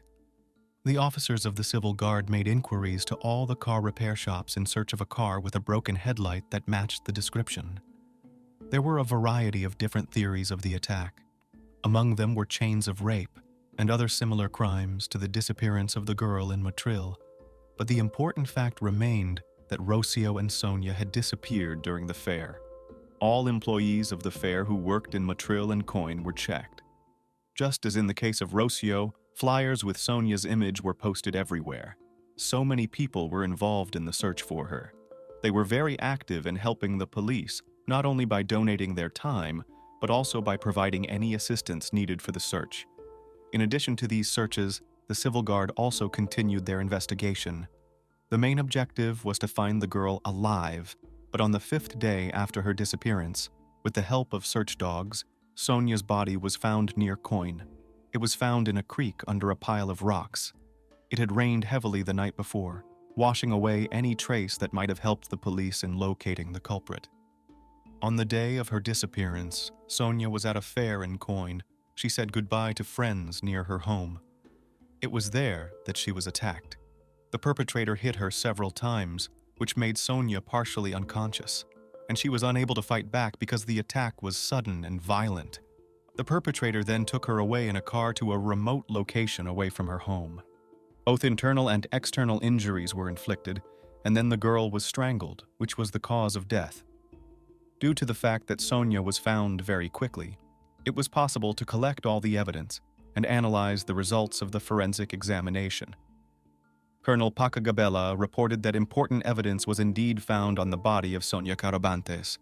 The biological material was analyzed and then entered into the police criminal DNA database, where the much-anticipated matches were obtained with the genetic material found on the cigarette butt that was found at the crime scene in the Rocío Wanninkhof case.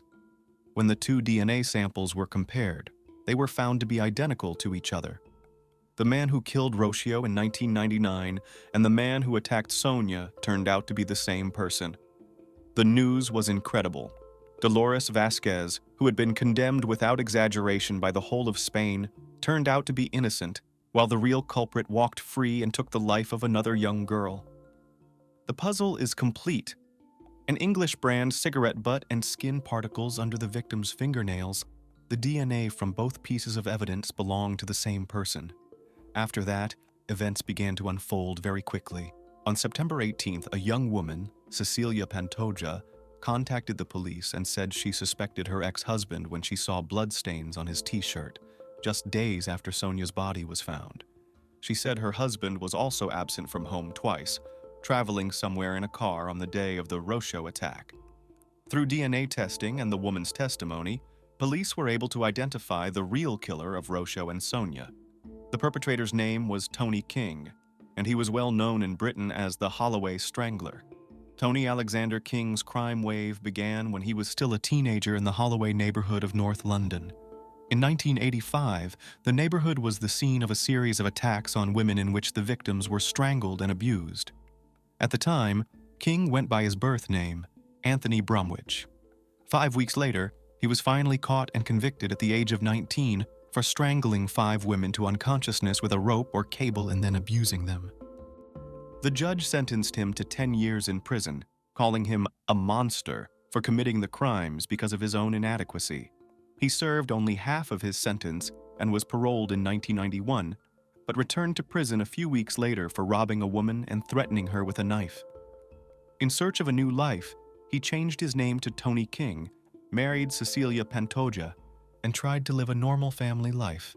Their marriage produced a daughter, but King soon returned to his old habits.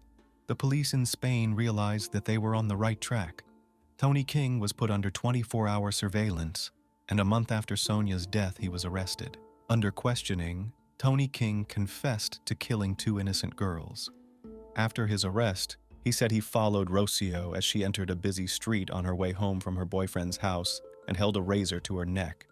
When she tried to free herself from her attacker, the razor stabbed into Rocío's neck. The monster panicked and stabbed her 9 times. In 2005, King was sentenced to 36 years in prison for the kidnapping, violence, and murder of Sonia Carabantes. The court ordered him to pay the victim's family the equivalent of about $350,000. He also received an additional 7 years for attempted violence against a woman in Malaga in 2001. The following year, he was also found guilty of the murder of Rocío Wanninkhof and received an additional 19-year sentence. Before his trial, King sent letters to Sonia and Rocío's mothers asking for forgiveness. He is currently serving his sentence at Herrera de la Mancha Maximum Security Prison in Ciudad Real in Spain. After the case was closed, a major scandal erupted in Spain over the fact that an innocent man was convicted of the murder of Rocío Wanninkhof. We are accustomed to imagining that miscarriages of justice brought to light bring shame to those involved and monetary costs to the state. But this is not the case in Spain. It is difficult to accept and realize, but in the 21st century, not only police and courts can brutally punish an innocent person, but even society may well trample a man into the mud, and even if he manages to prove his case, absolutely no one will apologize. It took more than a year before it became clear that Dolores Vasquez was telling the truth when she dryly and unemotionally repeated that she was innocent. What all of Spain had taken for cruelty and insensitivity turned out to be simply the personality traits of a woman. In 2008, the Spanish Ministry of Justice offered Dolores Vasquez 120,000 euros in compensation, which was less than the 4 million euros that Dolores had originally demanded. But no one ever apologized to Dolores for the way she was treated. Dolores Vasquez, whose parents moved to Spain from Epsom, returned to the UK after she was released from prison. More than 20 years have passed, but Dolores has still not received an apology for the way she was treated, nor has she received any compensation since the case was closed. In 2014, she was working for a transport company in East London and underwent a psychological evaluation after her ordeal. She recently said she is still waiting for an apology after years of anxiety, when she found it difficult to talk to people and find work for the years of fear and humiliation she lived in. The Dolores Vasquez imprisonment case is considered one of the biggest miscarriages of justice in Spain's judicial history since 1910. Criminals easily get away with it, even if they are stupid enough to leave their DNA behind, simply because they cross the country's border. The police rush to pin the case on at least one person without going into detail. The press hypes up scandals and digs into the dirty laundry of not only the perpetrators, but also the victims. Society easily labels and considers it normal to put someone in jail just because they dislike that person. It is a pity that such truth is true for absolutely all countries of the world. Thanks for watching, guys. When a friend turns into a ruthless criminal, you've probably heard the saying, "With friends like these, who needs enemies?" This is often said about those who only pretend to be good friends, but are ready to betray, set up, deceive, and even commit a crime against you at any moment. Such vile actions often hide some selfish motive, but their consequences can be utterly unpredictable, and the bitter disappointment in a close person who betrayed your trust is usually the least of the evils. The case of Sarah Stern shocked even veteran police officers with the cynicism and cold-bloodedness with which her closest friend, whom she had known since childhood and trusted implicitly, dealt with the unfortunate young woman. It was this friend with whom the student shared her future plans and a significant secret that no one else knew. By doing so, Sarah essentially signed her own death warrant, as from that moment until the tragic end, the young man lived with plans on how to make her disappear forever, while remaining above suspicion. Surprisingly, this crime could have been prevented if those around had taken the perpetrator's words and actions more seriously. The criminal even laid out his plan on paper, presenting it as a script for a horror movie. But let's dissect this complex story from the beginning to understand what drove such a good friend. Who was Sarah Stern? Sarah Elizabeth Stern was born on March 24, 1997, in the small town of Neptune City in Monmouth County, New Jersey. She was the only and dearly beloved child in the simple family of Michael and Susan Stern. Due to health issues, Mrs. Stern couldn't have more children, so the parents poured all their love into their long-awaited daughter. Sarah grew up as an active, cheerful, and very sociable child. She performed on the school theater stage, was passionate about photography, drew well, and was involved in sports, competing for the local swimming team and playing softball. She dreamed of becoming an artist or designer and was preparing to apply to a local specialized college when a terrible tragedy struck her family. In the autumn of 2013, when 16-year-old Sarah had just graduated from high school and started college in the field of art she had dreamed of, her mother passed away. The woman had fought a long battle with cancer, and it seemed several times that the disease had receded, but the insidious illness returned with new force and ultimately won. This loss was a huge shock for the entire family, especially for the young girl who was always very close to her mother. For a while, Stern fell into depression, but she tried to support her father with whom she lived and who also had a hard time. They also lived with a dog named Buddy, whom the girl adored. Gradually, life began to improve. Sarah made plans for the future, and after graduating from college, she wanted to apply to a prestigious national university in New York. But before that, she dreamed of traveling the world, particularly planning to visit Canada and perhaps even live there for some time. The abandoned car. Michael Stern often had to travel out of state for work, sometimes for weeks at a stretch. But he never worried about leaving his daughter home alone because she was a grown, independent young woman and their town was considered quiet and safe. However, in December 2016, when he flew out for another business trip, trouble came knocking at his door. On the night of December 3rd, 2016, around 2:30 a.m., a call came into the police station from a concerned man reporting a car abandoned in the middle of the Belmar Bridge along Highway 35. The area was quite deserted, rarely traversed by anyone at night, making the solitary, empty vehicle immediately suspicious.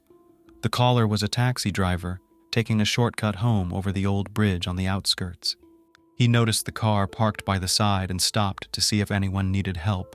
Finding the cabin empty and no one around, he called the police, suspecting the driver might have come here to end their life by jumping into the water below, a sadly not uncommon occurrence at this spot. Responding officers noted the keys left in the ignition. There were no signs of blood in the car, nor any signs of a struggle, leading to the initial theory that someone came to the bridge with the intention of voluntarily leaving this world by jumping into the river below. The next step was to find out who owned the abandoned old silver sedan. A database check revealed the car belonged to one Lily Stern, a senior American citizen who recently celebrated her 85th birthday. She lived in the same town, about 10 kilometers from where her car was found. Officers promptly visited Miss Stern's home to understand how and why the elderly woman's car ended up on the bridge at night. Lily was found at home, alive, well, and surprised by the police visit. She explained that due to poor eyesight, she hadn't driven for years. Instead, her 19-year-old granddaughter Sarah was the one who drove the car. Concerned, Lily immediately tried to call Sarah, but her phone was turned off. She then gave the officers her son's address, where he lived with Sarah, noting that only Sarah should be home since her father was away on a work trip and wouldn't be back until the next week. The mysteriously disappeared student. Sarah was not at home, and the back door to the house was found open, a worrying sign. An initial sweep by the police inside revealed nothing suspicious except for a dog whining locked in one of the bedrooms. There was no indication of any crime taking place. Belongings were in order, and there were no signs of struggle, bloodstains, or any evidence of an intruder's presence. By then, news of the situation had reached Michael Stern, and he was on his way home on the first available flight. The homeowner confirmed everything was in its place, and nothing was missing. Moreover, he stated that all of Sarah's personal belongings were also at home, including her passport, driver's license, and even her mobile phone, which she never parted with. The police shared their initial thoughts with Michael, suggesting his daughter might have gone to the bridge with the intention of jumping, and asked if he had noticed any signs of suicidal tendencies or self-harm attempts. Michael admitted that after his wife's passing, Sarah had gone through a period of depression, but with the support of family, friends, and her studies, she managed to recover. Furthermore, she had big plans for the future, dreaming of becoming a designer, wanting to travel and see the world. Nonetheless, on the night of December 3rd, the student vanished from her own home, and a few hours later, her car was found abandoned on the bridge. These were the established facts. Sarah was officially missing, and the investigation had to figure out who she was in contact with that day, what conversations she had, and who saw her last. Testimonies from the first witnesses. It soon came to light that on December 2nd, Sarah Stern had spent nearly the entire day with her best friend Liam Nakatasny, whom she had known since childhood. Liam turned out to be the last person who saw her, potentially shedding light on this mysterious case. Thus, law enforcement quickly decided to speak with him to gather details and try to reconstruct the events of that day. Upon arriving at the Nakatasny residence, police were met by Liam's mother, who informed them that her son was sleeping off a night shift. At the officer's request, she woke him up. Seemingly confused about the situation, Liam was surprised to learn about Sarah's disappearance. He confirmed that they had spent most of the grievous day together and agreed to go to the police station to provide his statement. Liam shared that they had gone to college together in the morning, but decided to skip the last 2 lectures since it was Friday, and they wanted to relax. After class, they went back to her place, played video games, chatted, and shared their future plans. They left the house twice that day, once to grab food from a nearby fast food restaurant and another time to stop by a local supermarket. Around 7 in the evening, he left Sarah's house to head to his night shift at the 24-hour store and didn't see her after that. When asked if Sarah had been experiencing any psychological issues or other difficulties, Liam revealed quite a bit. He said that Sarah had been deeply depressed since her mother's passing, teetering between wanting to end it all or run away and start anew. He also mentioned that Sarah had had issues communicating with her father, struggling to find common ground. Liam didn't dismiss the possibility that Sarah might have taken her own life, but noted that shortly before disappearing, she had seriously considered moving to Canada and had even exchanged some money. His claim was confirmed by finding Canadian dollars in a bedside table drawer in Sarah's room, though the amount was so small it wouldn't have covered much. Another close friend and former classmate at Stearns, Preston Taylor, who had been her date to the high school prom and kept in touch after graduation, also gave a statement. He corroborated Liam's account, adding that Sarah was depressed and speculated that she either ran away to Canada or jumped off the bridge. By the end of the conversation, he was in tears, expressing how much Sarah meant to him, search for the body, questioning other witnesses.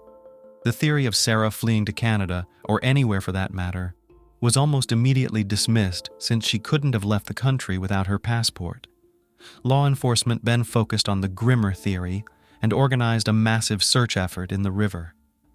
The search was complicated by the strong current in that area, which could quickly carry a body miles away from the bridge.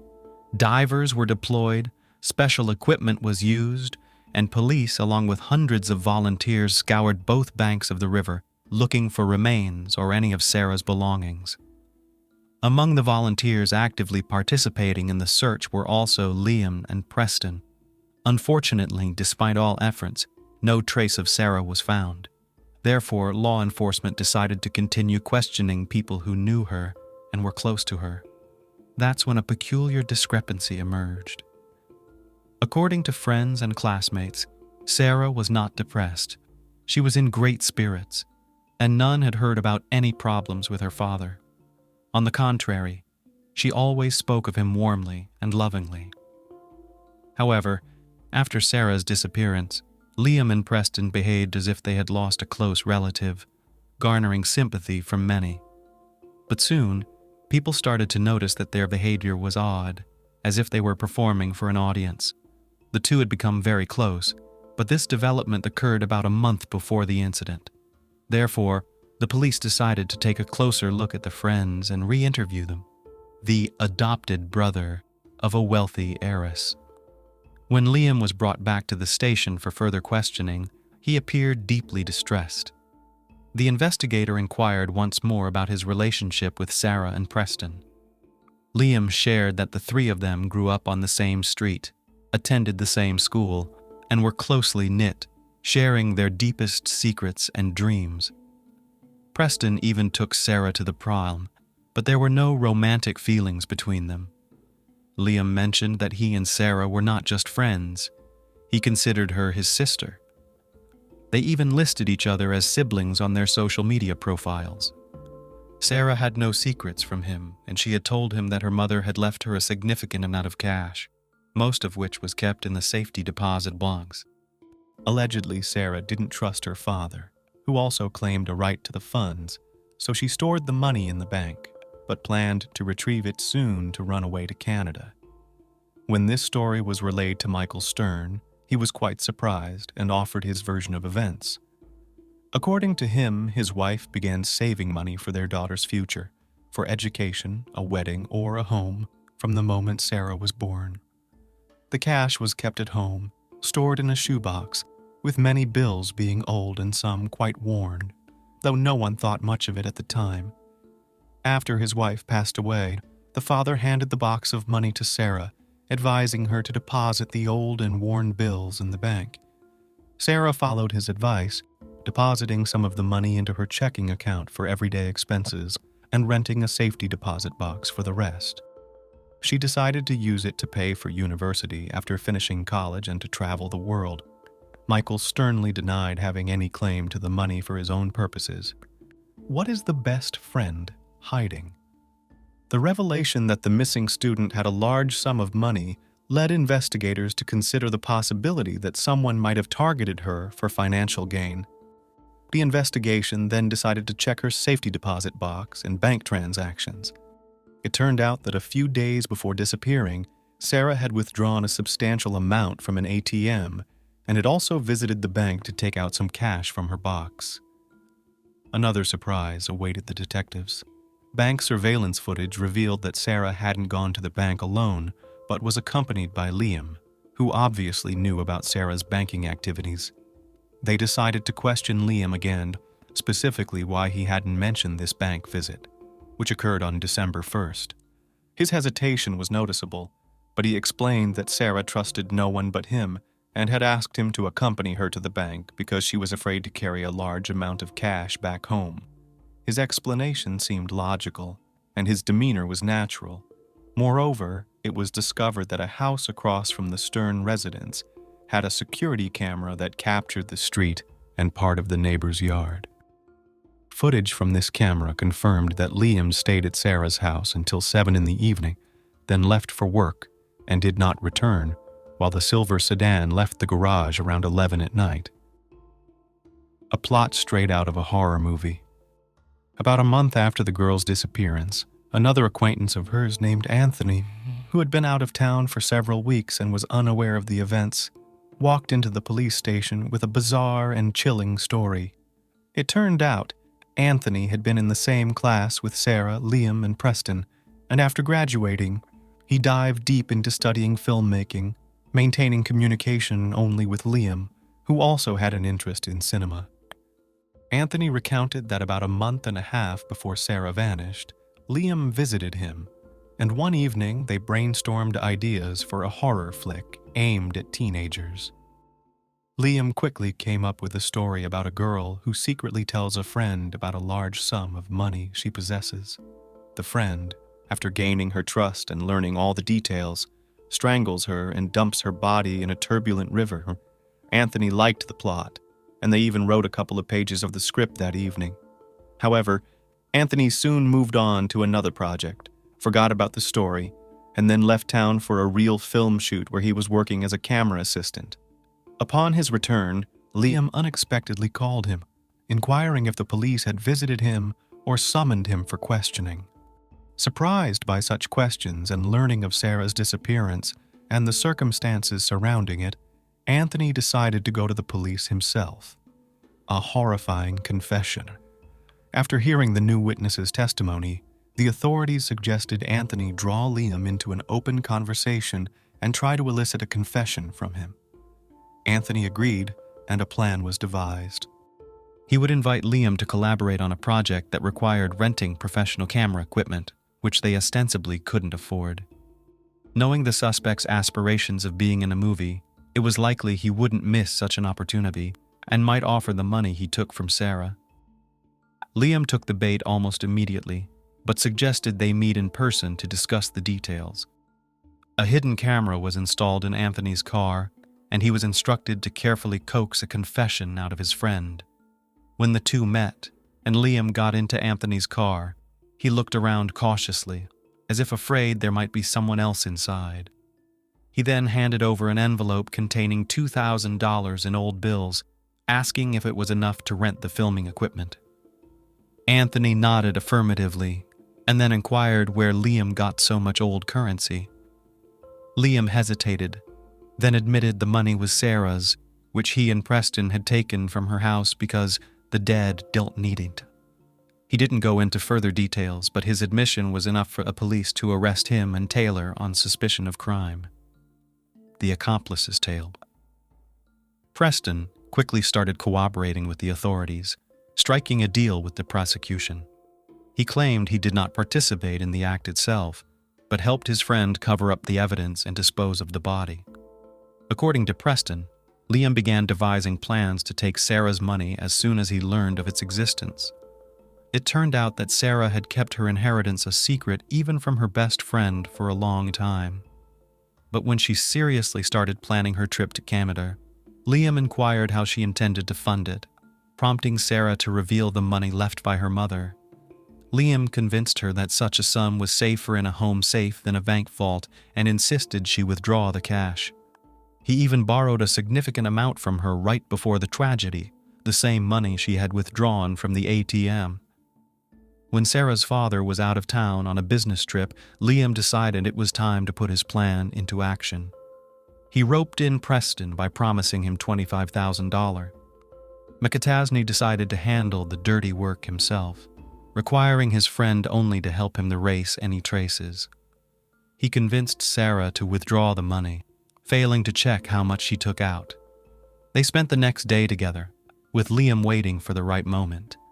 He locked Sarah's dog in another room to prevent it from defending its owner.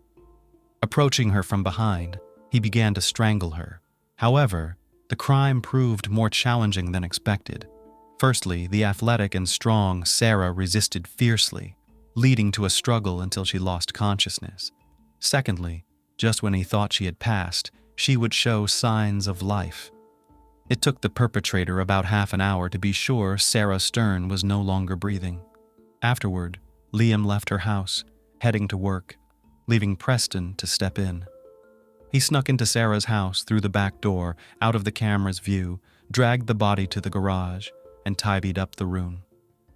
A couple of hours later, Liam returned, took a small safe from Sarah's room, placed the body in the car, and drove off in such a way as to avoid being captured by the neighbor's camera. He headed to the bridge where Preston awaited in his own vehicle.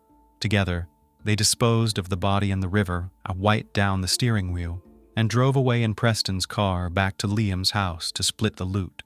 They faced a huge disappointment as they found only $10,000 in the safe, not the $100,000 McCatasney had anticipated. However, they decided not to spend the old bills immediately to avoid suspicion. The accomplices buried the safe in a local park, spending only the money Sarah had withdrawn from her account. Trial and verdict. Despite Preston's confession, Liam McCatasney steadfastly denied any wrongdoing, attempting to shift the blame onto his friend. McCatasney's lawyer also insisted on his client's innocence, suggesting Taylor acted alone. Moreover, as the body was never found and the circumstances of the disappearance remained unclear, there was a lingering possibility that Sarah was still alive, having vanished without her documents, money, belongings, or phone. A search of Liam's house turned up nothing except a small key fitting the buried safe, identified by Preston. The trial lasted over 2 years, but despite the absence of a body and McCatasney's confessions, his guilt was established through the combination of evidence. The script described months before the incident, the key to the safe found in his home, his words captured in Anthony's car, and the old bills he handed over. Additionally, fingerprints of both Preston and Liam were found inside the safe, and a colleague testified that McCatasney was absent from work for a few hours that night, asking to be covered. Liam McCatasney was sentenced to life imprisonment without the possibility of parole.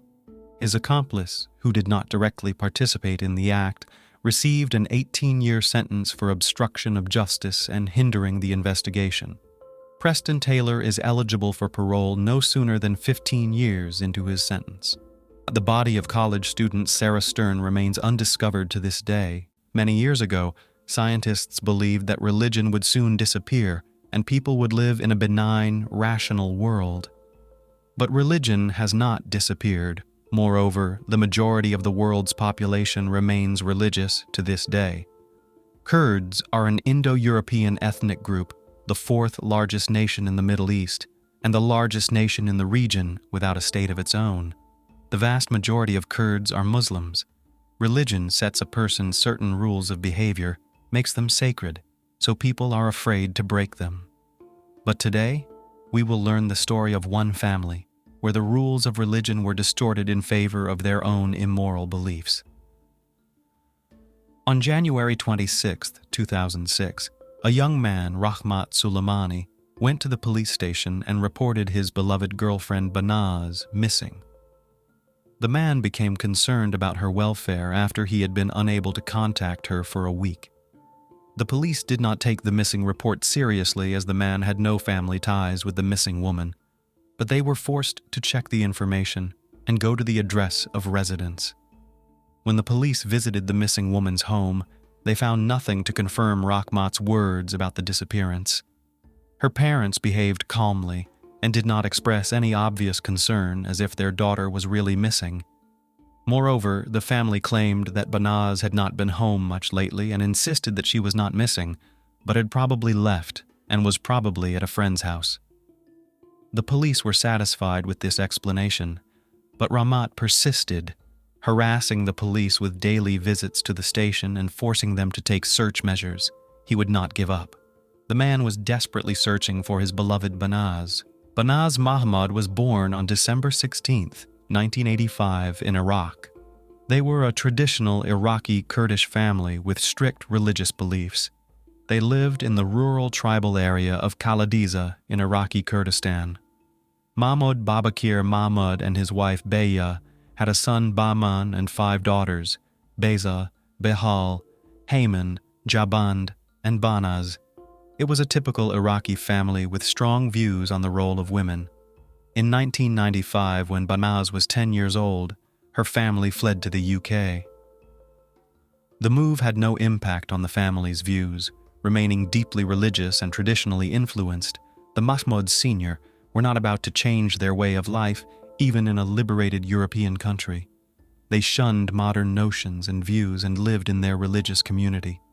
Following the traditions of the community, at the age of 17, Banaz was forcibly married to a man who was 10 years older. He had flown in from Iraq shortly before the wedding, spoke no English at all, and lacked even basic literacy. She had met her future husband only 3 times before the wedding, once on her father's property. A girl with brown eyes, long dark hair, and a kind smile, she submitted to tradition and moved into the home of a strange, alien, and cruel man. From the first days Banaz crossed the threshold of her new home, her husband set about raising her. Moral abuse, beatings, and physical violence became a daily occurrence in the girl's life. Banaz, who had lived half her life in the UK and had seen how modern people live, did not want to put up with cruelty and tyranny in her family. She made attempts to leave her husband many times, returning to her father's house, but her family forced her to return. Despite the disgusting attitude, divorce was out of the question, as it was considered a disgrace for the entire Mahmod family. Unable to find support from her relatives, Banaz went to the police twice, but even there, she was virtually abandoned to the mercy of fate, without even bothering to question her husband about his wife's injuries. In July 2005, after 2 agonizing years of marriage, Banaz ran away from her tyrant husband's house and returned to her parents' home. This was the first link in the chain of events that led to Banaz Mahmod's disappearance. After her separation from her husband, Banaz felt as if she was breathing again. She met a man named Rahmat Suleimani. The bright, pretty 19-year-old girl fell in love with the man. Rahmat was charmed by Banaz's beauty and modesty. They liked each other very much, but had to keep the beginning of their relationship a secret. Having exchanged telephone numbers, the lovers allowed themselves to correspond only twice a day, early in the morning and late in the evening. Rahmat was different from the men in Banaz's entourage. Calm, judicious, and polite, Rahmat treated the girl very reverently and tenderly and won her heart at once. Within a short time, the couple was already dreaming of a wedding and a happy family life. They even came up with names for their future children. These fantasies filled Banaz with happiness and kept her afloat. not allowing her to break under the pressure of hatred and aggression, which was spewed at her by her family, who never accepted the departure of her husband. In early October 2005, while walking down the street, Banaz noticed the same car following her and someone following her. From their appearance, she realized that they were Kurdish diaspora people assigned by her father. The girl, who knew the foundations of her family, became very scared for her safety. On October 10, 2005, Banaz went to the police again. During a 2-hour interview, she told the detective on duty in detail about her life with her husband, the injuries she had received from him, her family's resentment, and the surveillance that had begun. She shared with local police that she had been repeatedly beaten by her tyrant husband, and during one of the assaults, she nearly had a tooth knocked out because she publicly called her husband by his first name. She brought to the attention of the police several times that she seriously feared for her safety and even her life. But unfortunately, Banaz's statement went into the back of the desk, and detectives didn't even bother to interview her family and husband and verify the accuracy of the information. Again, Banaz's statement is not taken properly. She promises to contact the police again if she feels she is in danger. For about 2 months, Banaz and Rahmat met secretly and went undetected. But in early December 2005, when they met near a London subway station, they were spotted by people from the clan. Information about another disgrace was immediately reported to the girl's father. That same evening, a council consisting of all male relatives gathered at the Mahmod family home. During a heated discussion of Banaz's actions, which they considered inappropriate, her uncle Ari Mahmod announced that to restore the family's honor, Banaz should be killed. She overheard this conversation. In December 2005, Banaz went to the police again and detailed that she had been under surveillance for months and that the day before she had learned that they wanted to take her life. She made a list of 5 members of her own family who were to carry out the massacre, but the law enforcers again did not take her words seriously. Soon it turns out that it was a big mistake, the consequence of which will be the disappearance of Banaz. And to learn about her fate, detectives will have to wade through a web of lies, cruelty, and ignorance. 2 weeks later, Banaz's father tricks her into going to a relative's house, promising to discuss her divorce. When she arrived, Bubakir Mahmod made her drink brandy and left her alone in a room with the TV on.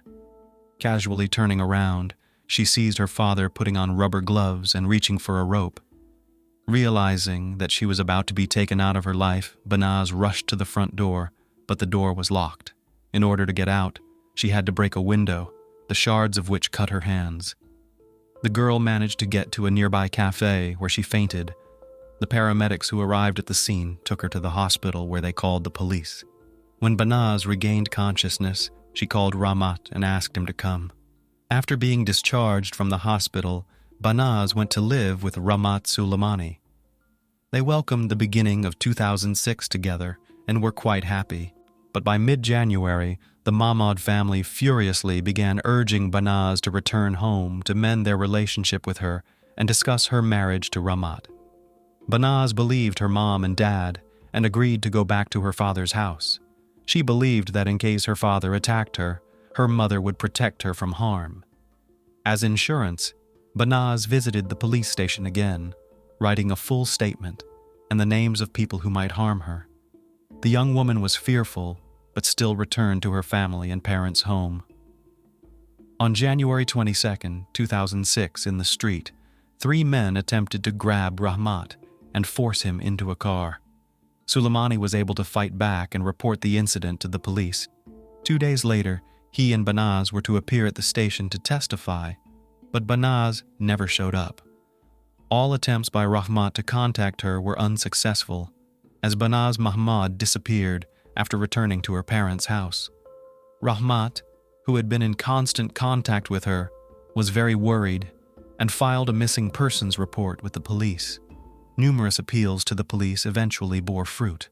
The case of Banaz Mahmod's disappearance came to the attention of the Homicide and Serious Crime Directorate, and Chief Inspector Caroline Good was appointed to lead the investigation. The first version of the disappearance was that Banaz was being held in a house in the diaspora. To search for the woman, Inspector Caroline Good organized a large-scale search of properties associated with the Mahmod family.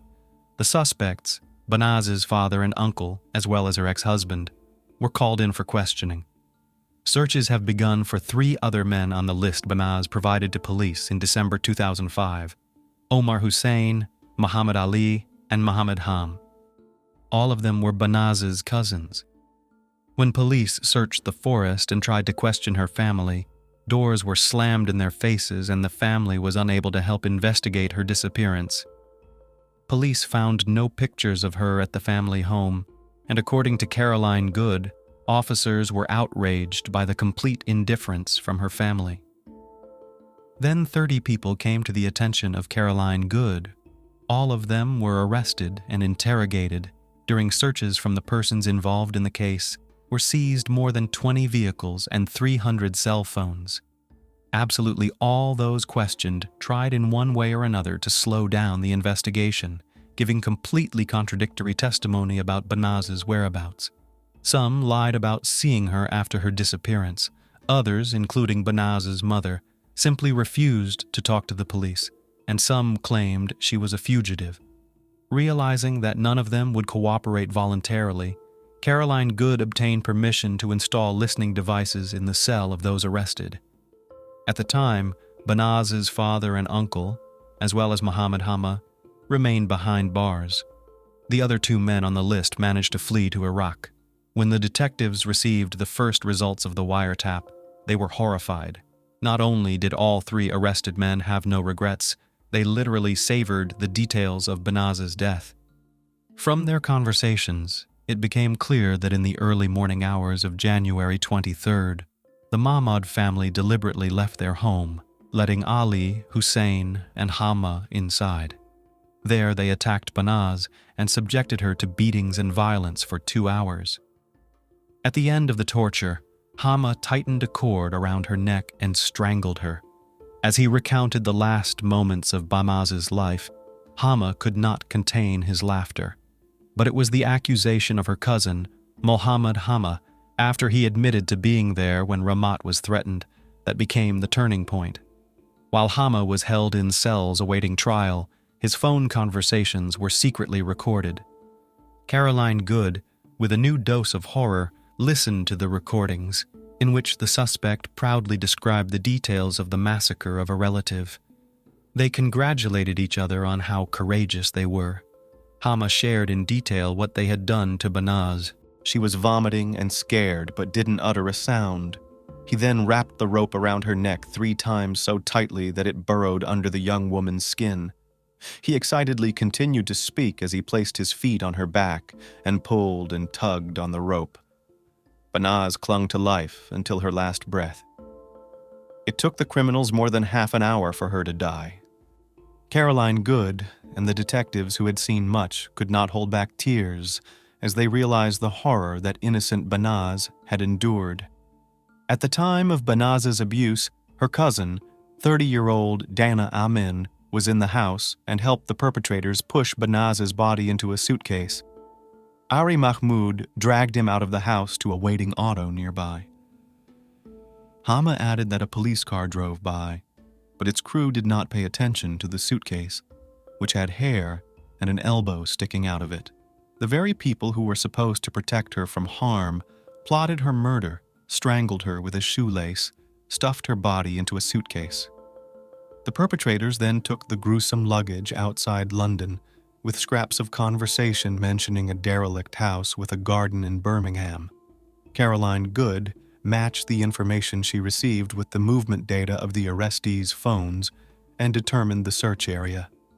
Given the vastness of the area, the work could take a long time, but to help the investigation again came to the aid of the criminals themselves, who turned out to be quite talkative and literally reveled in the act of retribution. During the conversation, one of them suddenly asked the accomplices if they had put the freezer back in its place. Now Good knew exactly what she had to look for. A police helicopter was dispatched to search, and while repeatedly circling the area, it spotted a house whose backyard was littered with a pile of trash. Among the black garbage bags, a white oblong object that looked very much like a freezer stood out as a bright spot. A close inspection of the suspicious house on the ground confirmed the hunch. Setting aside the heavy equipment, the police officers began digging. In shifts, they dug, but when the depth of the hole reached their shoulders, the policemen were ready to give up, all except Caroline Good. She clearly remembered the words of Mohammed Hamma, who had cheerfully expressed in front of relatives that he had buried her so deep that they would only be able to find her with the help of an informer. The inspector convinced everyone to extend the search for one more day, and late in the evening of April 28, 2006, the suitcase was found. Banaz's remains were in extremely poor condition, so only dental records and DNA samples could be used to identify her. Her body, folded into a fetal position and hidden in a suitcase, was buried under a freezer in the garden of a house in Birmingham. On May 1, 2006, the suspects were charged.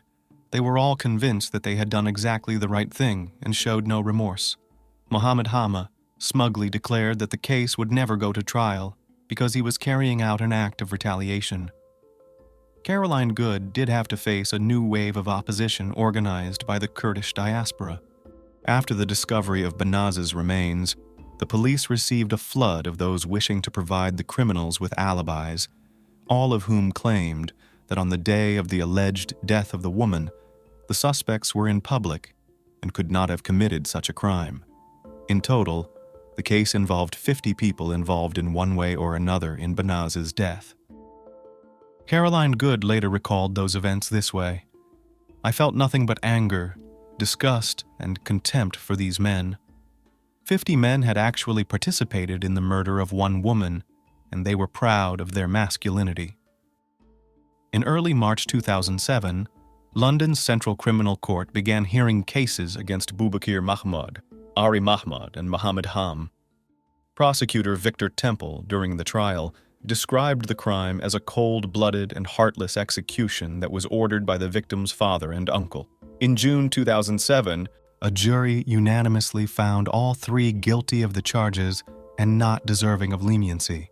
The father was sentenced to life imprisonment with a minimum term of 20 years, the uncle received life imprisonment with a minimum term of 23 years, and cousin Mohammed Hamma also received life imprisonment, but with a minimum term of 17 years. Delivering the verdict, Judge Brian Barker said, "In order to restore your so-called family honor, you have decided that she must die and her memory must be erased. This is a barbaric and heartless crime. What honor is there in a father putting his status in society above the life of his own flesh and blood?" But what could these words mean to the ruthless criminals who had long carefully planned to rid themselves of the fictitious disgrace? 4 months after the trio's conviction, the London police were notified that Muhammad Ali had been arrested for a crime against a boy in Iraq. He had taken his life. The leadership of Scotland Yard had to make a lot of efforts for his extradition because previously Iraq never agreed to such measures and did not extradite its citizens. But the British managed to get their way, and in June 2009, Ali was extradited to the United Kingdom.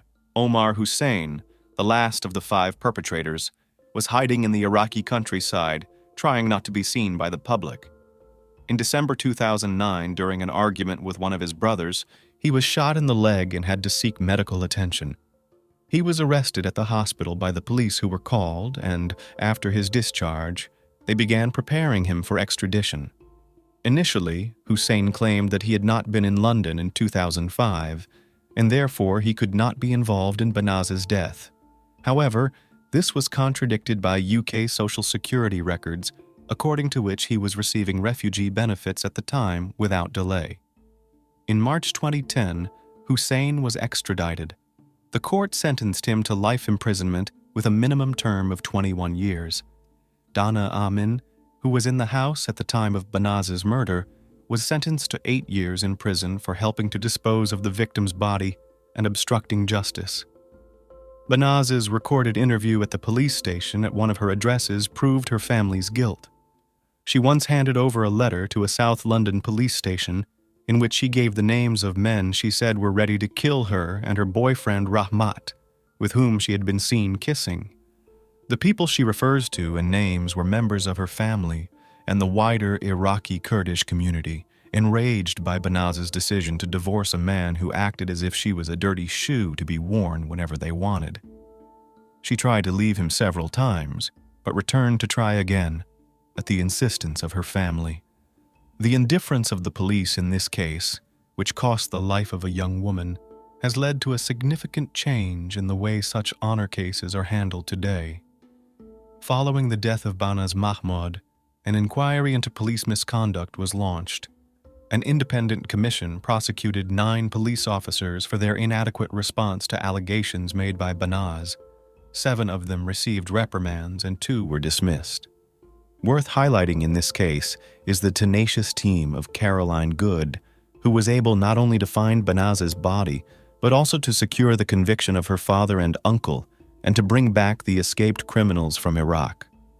Unfortunately, this would not bring the marvelous Banaz back to life, nor would it change the fact that the people on Earth who were the worst for her were her relatives, who by basic instinct should be her most important protectors.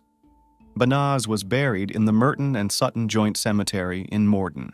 A memorial service for Banaz was held on June 26, 2007 at the Morden Auditorium, followed by a granite memorial headstone at her grave. Her family did not attend either service. Few people, including Rahmat Suleimani, Caroline Good, and Banaz's 2 sisters, came to honor the memory of the unfortunate woman. The memorial was paid for by law enforcement officials working on the Banaz case and the Women's Rights Organization. Rahmat Suleimani, who remained in the UK under the Witness Protection Program, never recovered from the death of Banaz. He wrote a letter of condolence to his deceased beloved, telling her that she was the love of his life. No, she was just the whole world to him. In May 2016, 10 years after the crime, he hanged himself. This marked his 3rd attempt to end his life. There is little evidence of the extent of the problem with the police, as the law is not required to record honor crimes. The Association for the Protection of Women's Rights in Iran and Kurdistan reported that police recorded more than 2,800 cases of honor-based violence in 2010. However, an organization set up to support victims of honor crimes and forced marriages said that more than half of the 600 calls they received each month, though unattended due to insufficient evidence. The UN estimates there were 5,000 honor killings worldwide in 2000, the worst form of censure against women who are perceived to have dishonored a family or community. While most cases are in South Asia or the Middle East, and in predominantly Muslim communities, cases such as that of 19-year-old Banaz Mahmod have highlighted tensions in immigrant communities trying to adjust to changing lifestyles. Some groups suggest that thousands of honor crimes go unnoticed in minority communities in Britain. Hundreds more women are taken abroad where they are forced into marriage or seriously harmed when their changed outlook on life puts them in conflict with their traditional male communities. Banaz Mahmod Bakabir Aga, a young woman of Kurdish descent, died on January 23, 2006, for the honor of her family.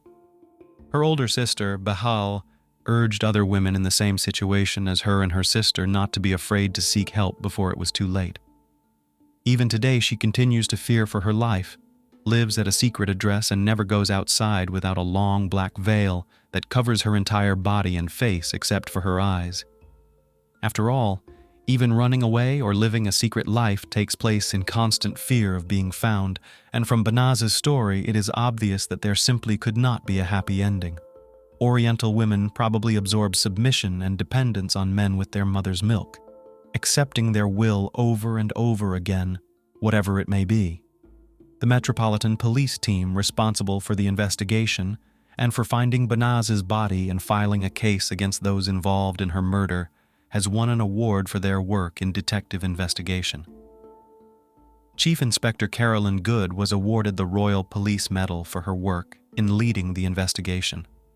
The videotape, which had long gone unnoticed by the public for 7 years, has become crucial evidence for investigators after warnings about the dangers faced by the young woman went largely unheeded. A camera set up in the corner of a police interrogation room captured the young woman's nervousness as she brushes her hair away from her face and begins to tell her grim story. Banaz Mahmod quietly and in detail describes the violence and oppression at the hands of her abusive husband. She tells of intimidation by men on the street whom she recognizes. Then, finally, she warns of her impending death because of the dishonor she has brought upon her family. "Until now, they follow me," Miss Mahmoud says in ragged English with a strong Iraqi accent, for she has lived in the Kurdish region of northern Iraq. "This is the main reason I came to the police station. In the future, at any time, if something happens to me, it will be them." Then the camera turns off, the lights go out, and total darkness sets in. In the dim light of a single lamp, weak shadows danced across the walls, accompanied by raised voices. It wasn't just an argument. It was something more, something intense and unsettling, almost primal in its ferocity. Suddenly, a loud crash shattered the air, as if something heavy had slammed against the wall. Then came the unmistakable sound of a gunshot. Time seemed to freeze. The silence that followed was deafening, filling the space like a thick fog. Outside the house, there wasn't a soul in sight. No one witnessed the scene, but the sharp crack of the firearm pierced the stillness of the night, as if slicing through it like a shard of glass.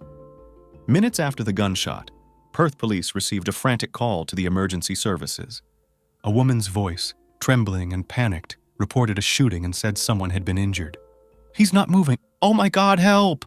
the woman screamed, her voice breaking. The dispatcher immediately sent a patrol unit, and officers arrived at the scene within minutes. The flashing lights revealed a woman standing on the front lawn, visibly shaken.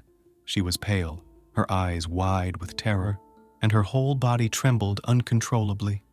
Inside the house, chaos awaited the officers.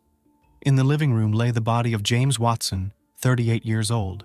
His body was twisted in an unnatural position, his eyes wide open, and a dark pool of blood had begun spreading across the floor. The blood soaked into the carpet, staining the furniture and walls. The officers quickly noticed signs of a struggle. Chairs were overturned, and there were clear marks of impact on both the furniture and the walls. The entire room was in disarray, pointing to a violent confrontation before the shot was fired. Next to the body lay a shotgun, its barrel pointed towards the door. At first glance, it seemed like someone had broken into the house, but there were no signs of forced entry. Officers cordoned off the area and called for detectives and forensic teams to collect evidence.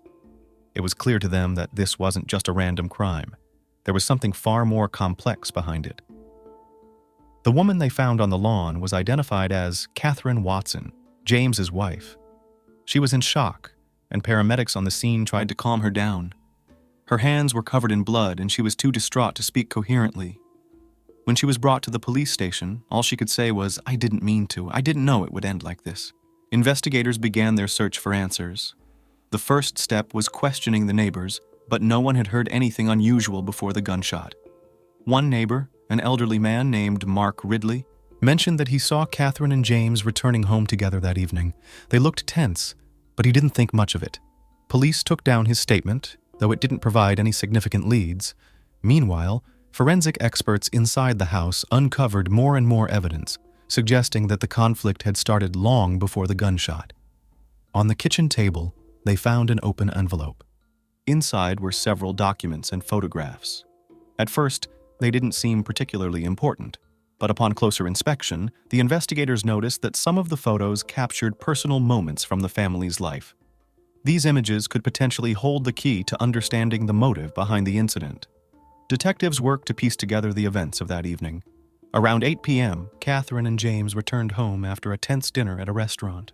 According to those who knew them, the dinner had been uncomfortable, but nothing had hinted at the coming tragedy.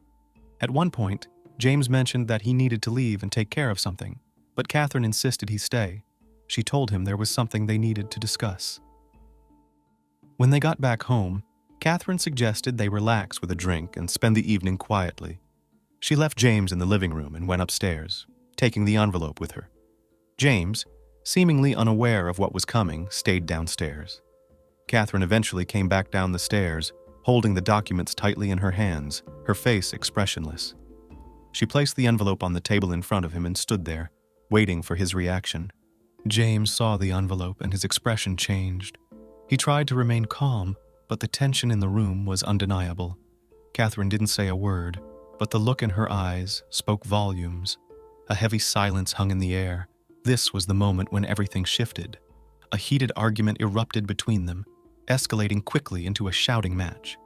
At one point, James tried to grab the envelope, but Catherine held onto it, refusing to let go of the documents. As investigators examined the room where the shot was fired, they discovered a broken chair that appeared to have been used as a weapon.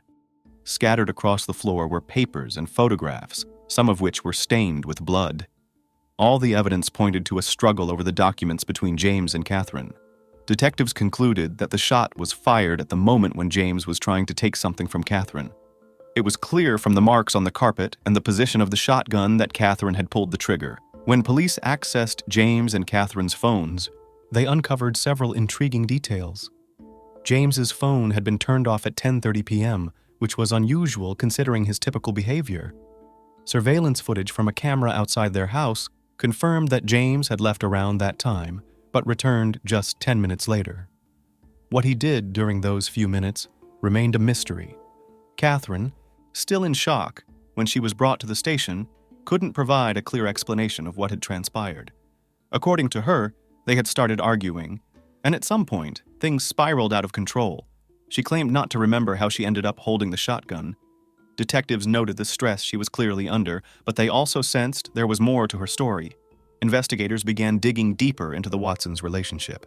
The couple had been married for 10 years, had no children, and outwardly appeared to have a calm life. However, neighbors pointed out that James had been spending less time at home in recent months, which had raised suspicions for Catherine. No one knew the exact nature of what was going on between them, but the tension in their interactions hadn't gone unnoticed by close friends and neighbors.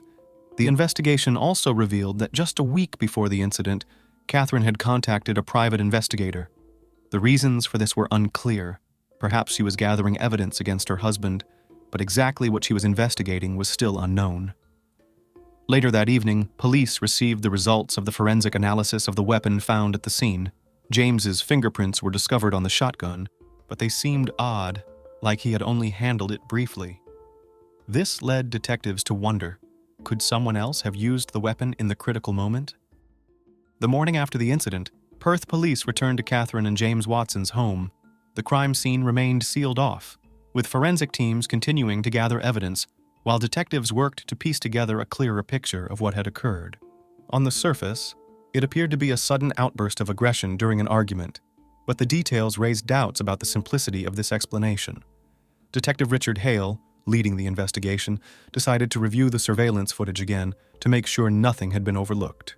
The footage showed James leaving the house at 10:30 p.m. and returning 10 minutes later, but there was a small inconsistency between the frames. The video showed him speaking with someone in a car parked by the curb. The camera captured a shadowy figure, but the face of the person James was talking to was indistinguishable. Hale realized this might be a crucial lead and began investigating who could have been outside the house at that moment. Meanwhile, detectives continued their second round of questioning with Catherine, but her mental state remained unstable. She insisted that she couldn't recall how things escalated and claimed everything happened too quickly.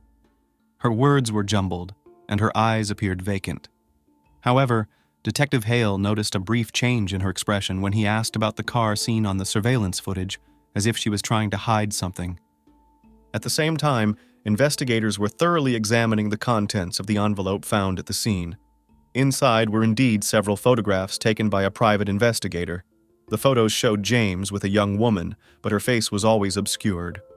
The report from the investigator detailed several places where they had met: a cafe in downtown Perth, a shopping mall parking lot, and a motel on the outskirts of the city. However, the woman's name wasn't mentioned in the report. Hale concluded that Catherine had hired the private investigator to follow her husband, but how these photographs tied into the crime was still unclear. Investigators decided to visit the office of the private investigator mentioned in the report. They found him, a man named Thomas Morgan, who looked somewhat uneasy when he saw the detectives. Morgan confirmed that Catherine had contacted him about 2 weeks prior, saying her husband had been acting suspiciously. She suspected he was being unfaithful but didn't provide many details. Morgan showed the detectives copies of the photos taken during a week of surveillance. The images clearly showed James meeting with the woman, though her face was always hidden. She was either turning away or wearing a hood. Morgan claimed he had handed over all the gathered material to Catherine just a day before the tragic event. Detective Hale returned to Catherine and showed her the photos taken by the private investigator. Her reaction remained emotionless, but she admitted that she had suspected James of being unfaithful. She said she intended to confront him with the evidence at a family discussion to find out the truth and decide the future of their marriage. However, she maintained that she never meant to harm him. According to her, things spiraled out of control when James saw the photos and accused her of spying on him. She claimed that the argument turned into a physical struggle and, eventually, the fatal shot. But she couldn't remember exactly how it happened. As detectives tried to determine whether Catherine's account was truthful, they received the forensic results on the fingerprints found on the shotgun. While James's prints were indeed present, forensic experts determined they had been placed on the gun well before the shot was fired. Catherine had claimed the gun was kept in the house for protection and insisted she had never touched it. This statement contradicted the forensic findings, and investigators began to suspect that someone had tampered with the weapon in an attempt to mislead the police.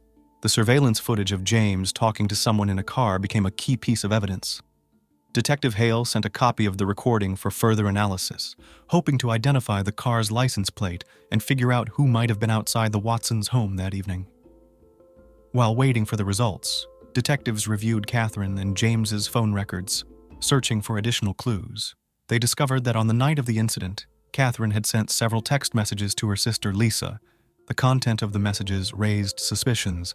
They seemed like attempts to explain or justify something. One message read, "I didn't mean for it to happen this way." Another contained a request to meet. Lisa hadn't replied to these messages, which alarmed Hale. He decided to call her in for questioning to find out if she knew anything about that night's events. When Lisa arrived at the station, she appeared tense.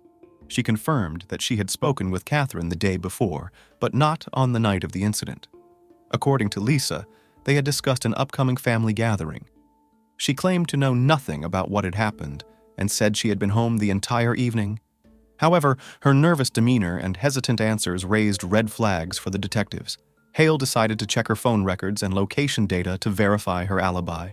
While the questioning continued, investigators received the results from the analysis of the surveillance video.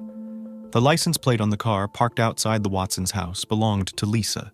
This revelation heightened their suspicions, and Hale changed his approach during the interrogation, asking Lisa direct questions about her whereabouts that night.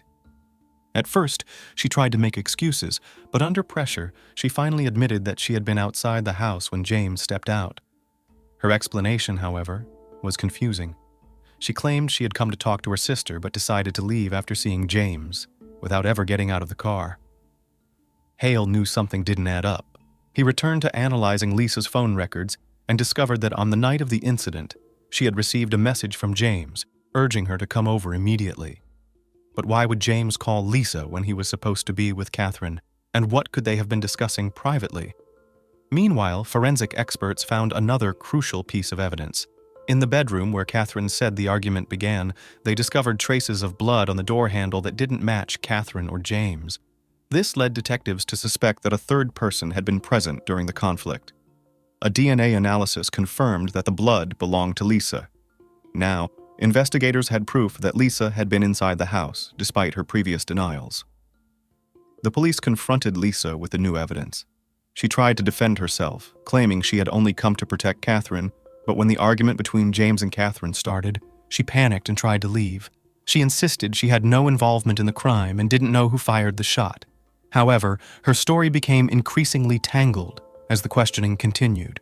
Detectives were beginning to suspect that Catherine and Lisa might be hiding something.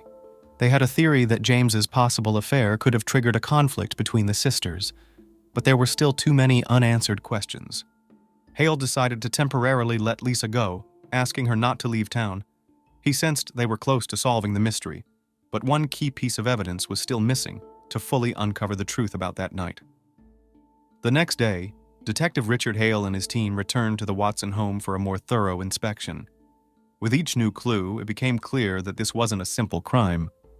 Hale felt there was much more beneath the surface than just a family argument that ended in tragedy. The police combed through every room again, checking for details that might shed more light on the case.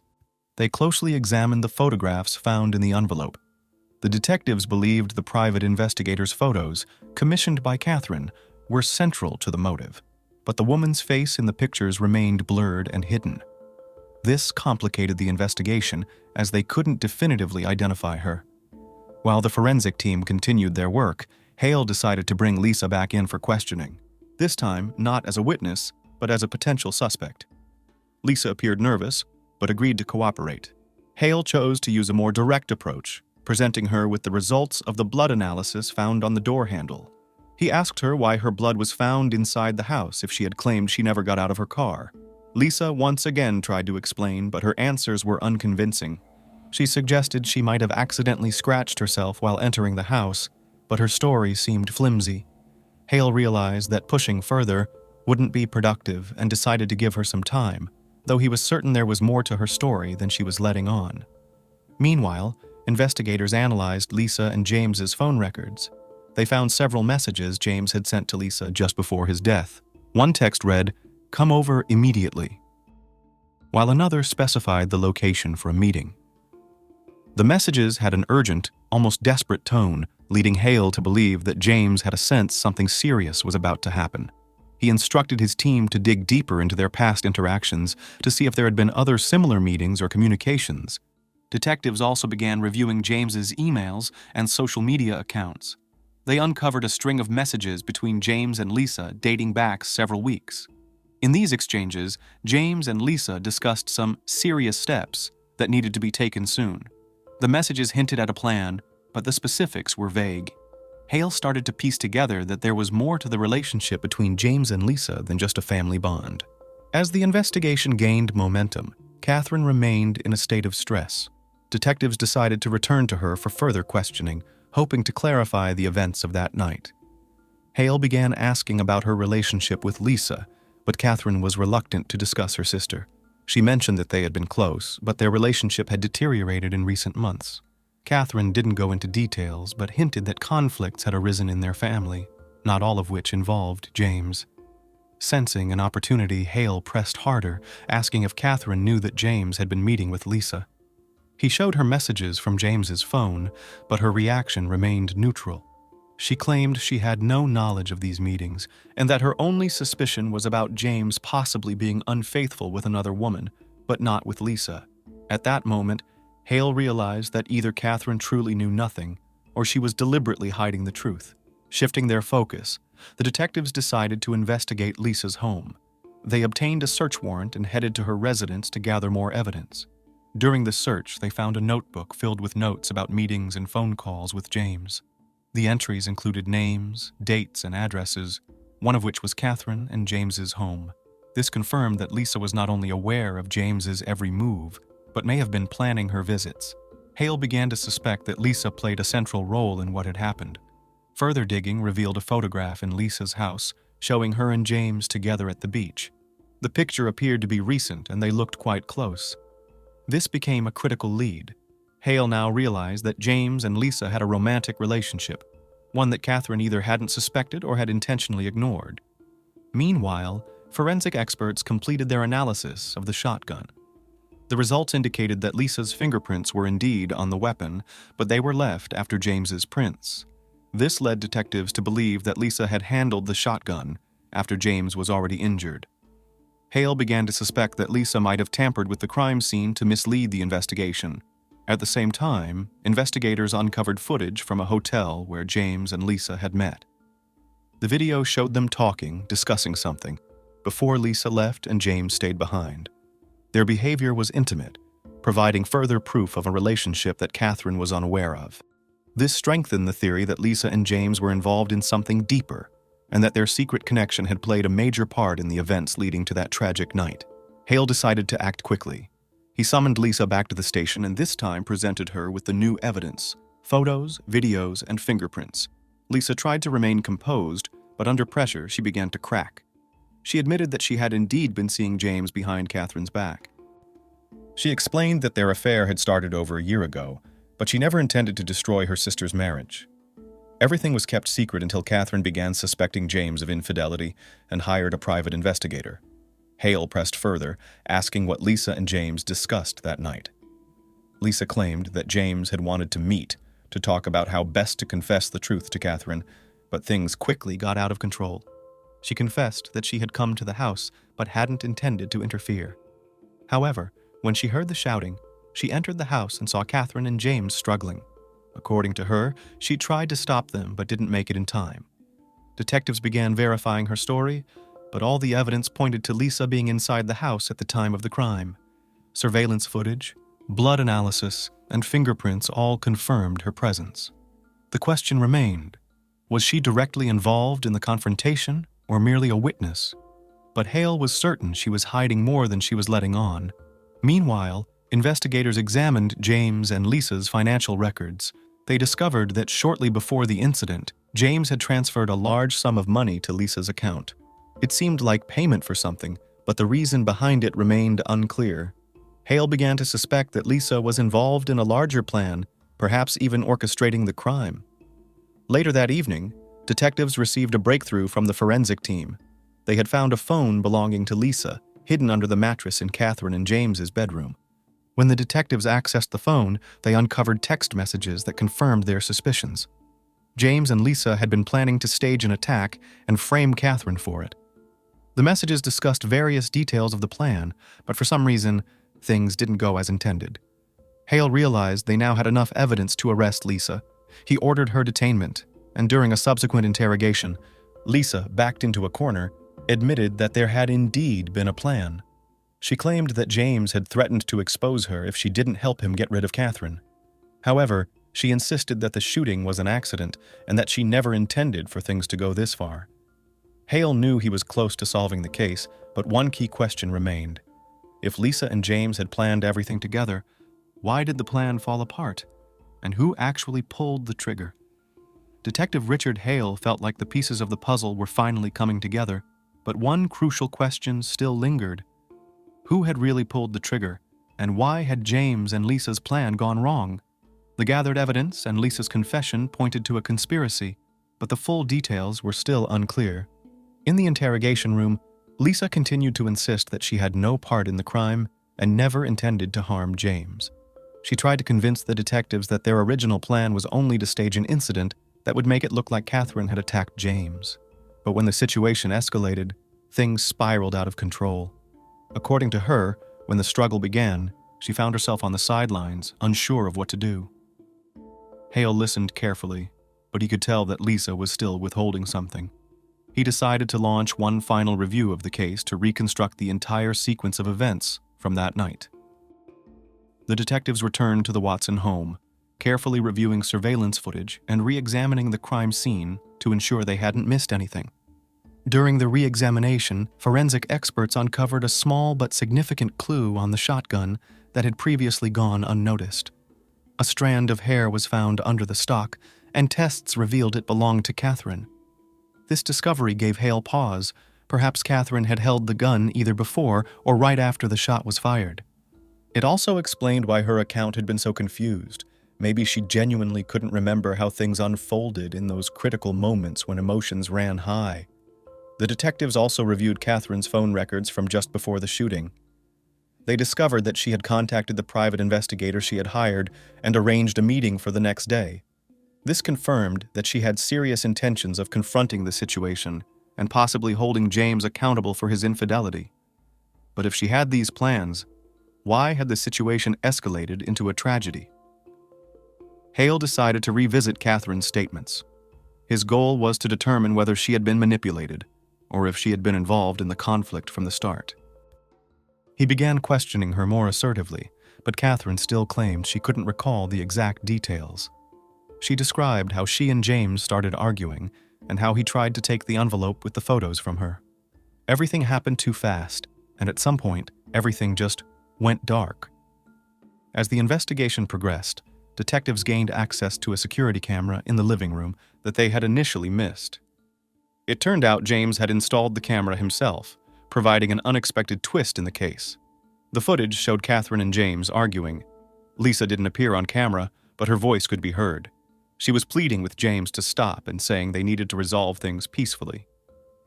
At one point, James tried to snatch the envelope from Catherine's hands, and she pushed him away, sparking a physical struggle. The video showed Catherine losing control of the situation.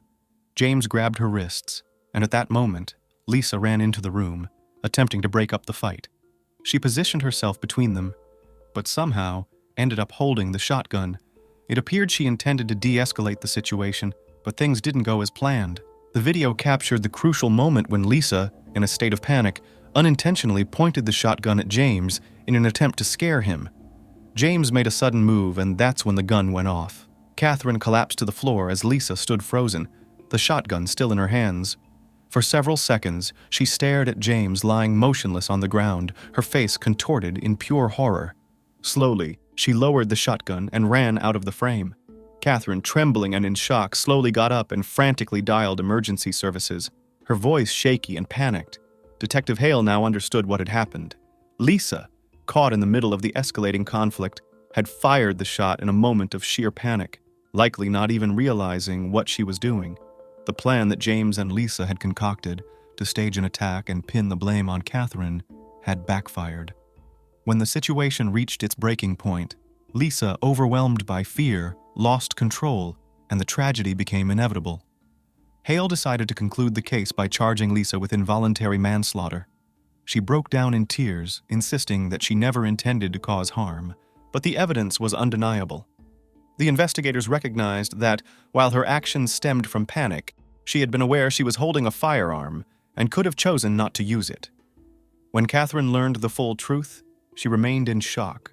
She realized that her sister wasn't just a participant in the scheme, but the one whose actions had ultimately led to James's death. Despite her grief, Catherine agreed to cooperate with the investigation, providing all the necessary evidence to help the police bring the case to a close. In the end, Lisa pleaded guilty in court and was sentenced to 6 years in prison for involuntary manslaughter and conspiracy to stage a crime. Catherine left Perth to start a new life, determined to leave behind the tragic events that had forever altered her family. Imagine a quiet, peaceful life in a small town where everyone knows each other and evening strolls feel safe and familiar. But what if behind the walls of a house you pass by every day, something dark is hiding? What if the person everyone thought was kind and predictable suddenly vanishes without a trace and her own home becomes her final resting place? Gloria Gary was a woman whose life revolved around books, mysteries, and novels. She lived in solitude, and it seemed like the only thing that truly mattered to her were the characters in her favorite stories. But one day, she simply disappeared. 9 days had passed since she was last seen. Her family and the police searched her home, every room, the attic, and the basement, but found nothing. How could this be? How does someone vanish from their own home? Now imagine that just days after her disappearance, a young man is found, and he admits to having been in Gloria's house. He claims that her body is there, but no one can find it. Where did it go? And how could a young man who appears so innocent and on the verge of tears during questioning be involved in such a terrifying crime? Are you ready to dive deeper into this story? This tale will challenge everything you think is safe. Prepare yourself. Darkness often hides where you least expect it. A red Honda was parked on a deserted highway in northern Utah, catching the attention of the few cars that passed by. One driver, noticing that it hadn't moved, didn't approach but immediately called emergency services, suspecting the driver might be in trouble. The area was remote, surrounded by fields and farms, and there wasn't a soul in sight. When the officer arrived at the scene, he saw the lone car parked on the shoulder and cautiously approached it, leaving his patrol car with the lights flashing behind him. As soon as he got close, the door of the Honda swung open, and out stepped a young man holding a gas can. He looked quite young, though his ID showed he was already 22. The young man explained that he had run out of gas and didn't have money to refuel, so he was just waiting, hoping someone would stop and share some fuel. While checking the car's registration, the officer noticed something odd. The car belonged to a 40-year-old woman named Gloria Gary, who had been reported missing for several days. This fact raised the officer's suspicion, and he took the young man, named Kyle Jepson, to the station for questioning. Jepson claimed he knew where Gloria was, but his statements seemed strange. He insisted that she was still in her house, even though her family had already searched every corner and found nothing. It felt like Kyle was hiding something, and the police had to figure out what that was. The story of Gloria's disappearance began several days earlier, on January 3rd, when she was last seen. She had left work at Urban Daily, stopped by a local pizzeria to grab some takeout, and headed home. But the next day she didn't show up for work. Her colleagues initially joked that Gloria must have overslept, which was extremely unusual for her. However, when no one had seen her by evening, a growing sense of unease began to spread. Something was wrong. On January 4th, Gloria was supposed to meet her family for dinner, but she never arrived. She wasn't answering her phone, and her relatives started to worry. But it wasn't until January 5th, when she missed work again and no one could reach her, that her family and co-workers became alarmed. They knew Gloria as a reliable and punctual person, someone who always stuck to her schedule and never disappeared without warning. The police immediately began a search. Her family checked her home but found no trace of her. Everything pointed to Gloria having vanished without leaving a single clue. Neighbors described her as a quiet, polite woman who always lived by the rules and never drew attention to herself. She was a devoted aunt to her nieces, a loving daughter and sister, and someone for whom routine and planning were essential. Yet despite her seemingly perfect life, no one could explain what had happened or why she had gone missing. When the police found her car abandoned on the side of a highway, hundreds of miles from her home, the mystery only deepened. What had taken Gloria so far away from the life she knew? Meanwhile, at the police station, Kyle maintained that Gloria was still at her house. But this contradicted all the evidence they had. Officers began to suspect that Kyle was either hiding something or possibly involved in her disappearance. How could a woman whose life was so meticulously organized simply vanish without leaving a single clue? Each day, it became harder to believe that all of this had happened to a woman who lived such a simple, predictable life. Gloria was described as having black hair and brown eyes, often wearing glasses with thin frames. She was last seen in a long dark sweater and pants. Her bright red Honda was also noted, as its vibrant color made it stand out. Gloria's family was not idle. They began spreading the word about her disappearance through social media and local news outlets, handing out flyers with her photo, and creating a dedicated account for tips from those who didn't want to involve the police. They were doing everything they could, hoping for a miracle. But deep down, they were preparing for the worst. Their efforts paid off. A few days later, Gloria's red Honda was spotted in southern Utah, in a small town called Pound. Around noon on January 12th, local officers patrolling the area noticed the car parked at a convenience store. They checked the license plate and confirmed it was the missing vehicle. However, when the patrol returned to investigate further, the car was gone. Realizing they had missed an important lead, the officers reviewed the store's security footage. They managed to capture a glimpse of a man driving the car. The video quality was poor, but it was clear he had some dark markings on his arm that resembled either a glove or a tattoo. When Gloria's family saw the images of the suspect, they were baffled. None of them knew anyone in Utah, adding another layer of mystery. Determined to act quickly, the police circulated photos of the man on social media, putting out an alert for his identification. The very next day, January 13th, luck finally turned in favor of the investigation. A passing driver spotted the red Honda parked on a rural road and called the police to report the vehicle. Soon, a patrol was dispatched to the scene. Upon arrival, the officer noticed that the car's windows were fogged, as if someone had been inside for a while. The body of the car had been partially spray-painted black, and the passenger window was broken and taped up. The officer immediately relayed the license plate number to dispatch and approached the vehicle for a closer look. At that moment, the door opened and a young man emerged, holding a gas can, pretending everything was under control. The young man claimed that he had run out of gas and told a story about waiting for help. His hands were covered in black paint, which raised suspicion. The officer noticed this and asked why the passenger window was taped up. The young man, looking flustered, gave a shaky explanation about breaking it in a fit of anger with a machete. Not convinced, the officer requested that he step out of the vehicle for a search. When the patrol officer searched the young man and found no weapons, he placed him in the back seat of the patrol car and drove him to the station. Meanwhile, a radio dispatch revealed that the Honda belonged to a missing woman from Iowa. The officer asked the young man who owned the car, and he insisted it belonged to his aunt. However, when asked her name, he couldn't remember. Realizing his lie had failed, the young man confessed to stealing the car. He explained that he had noticed it parked in a driveway and decided to take advantage of the situation. Utah police, having obtained a search warrant for the red Honda found on the highway, immediately began a thorough examination. What they found inside looked like a collection of items for someone planning an extended trip or escape. A tent, toothbrushes, men's clothing, blankets, spray paint, and tape. Everything suggested that the young driver, Kyle Jepson, was preparing to go into hiding and spend time away from civilization. When Kyle was brought into the station, he acted strangely. Initially, he agreed to talk without a lawyer, but then, visibly anxious, changed his mind.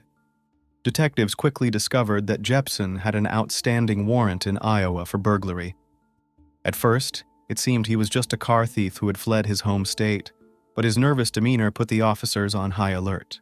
When they asked him about Gloria Gary, the owner of the Honda, his response shocked everyone. Kyle unexpectedly admitted that he had seen Gloria. Moreover, he claimed that she was still in her home, but then, as if reconsidering, he fell silent and refused to elaborate further. Only after some time, when the detectives pressed for clarification, did Jepson gather his thoughts and say that Gloria was dead and her body was still in the house. The officer, who had come merely to check on a vehicle, suddenly found himself entangled in a serious investigation. Detectives in Iowa, having received this information, contacted the police in Utah. When Kyle was brought in for questioning, his confessions were even more chilling than investigators had anticipated. He admitted that on January 3rd, he had no intention of harming anyone. He had simply been wandering the streets of Des Moines when he stumbled upon Gloria's house. According to him, it was a chance encounter that led him there. He broke in and hid, waiting for the homeowner to return. When Gloria came home carrying a pizza box, she had no idea that an intruder was lurking inside. Kyle attacked her, knocking her to the floor. Fear and rage were evident in his eyes. He choked her and didn't let go until she went quiet. At first, he thought she had merely passed out, but then he realized Gloria was no longer breathing. What happened next was even more shocking. Kyle violated her in an attempt to regain a sense of control that he so desperately craved. Kyle described his actions with an unsettling detachment, insisting that at that moment he felt as if he were watching himself from outside, as if it wasn't really him. He claimed everything felt unreal, and despite the gravity of his actions, he felt no remorse. After the crime, Kyle stayed in Gloria's house. He didn't try to flee right away. Instead, he acted as if nothing had happened. He took a shower, watched TV, and even sent a few messages and photos to his friends on Snapchat. He didn't specify what was in those photos, but some of his friends began to express concern.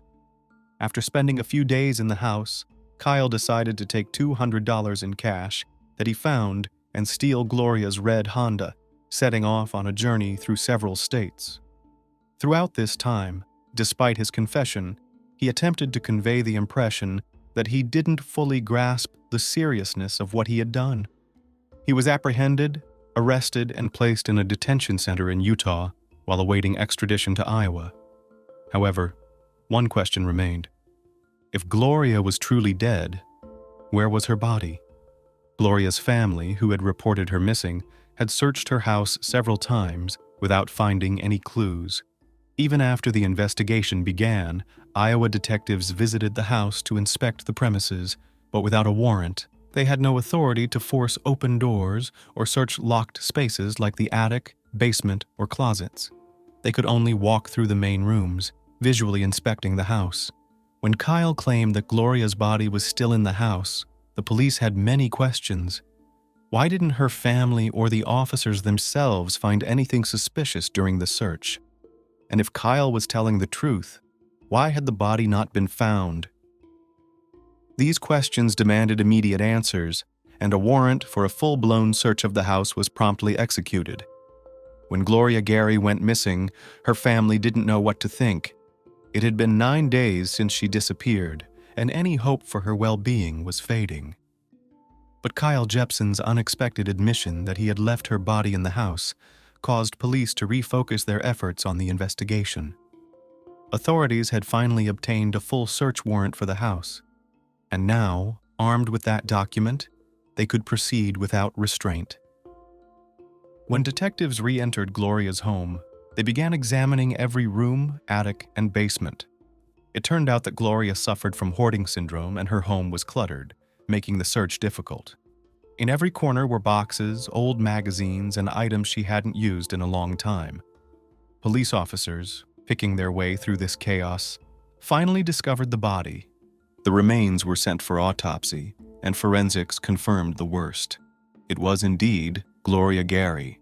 Police did not disclose the exact location where the body was found, citing the privacy of the deceased, only saying that the body had been hidden quite skillfully amidst the unusual arrangement of the house. The discovery left many questions, and no one could explain how the body could have gone unnoticed for so long. The residents of Des Moines, where Gloria lived, were shocked. Their quiet and safe neighborhood had suddenly become the center of a sinister story.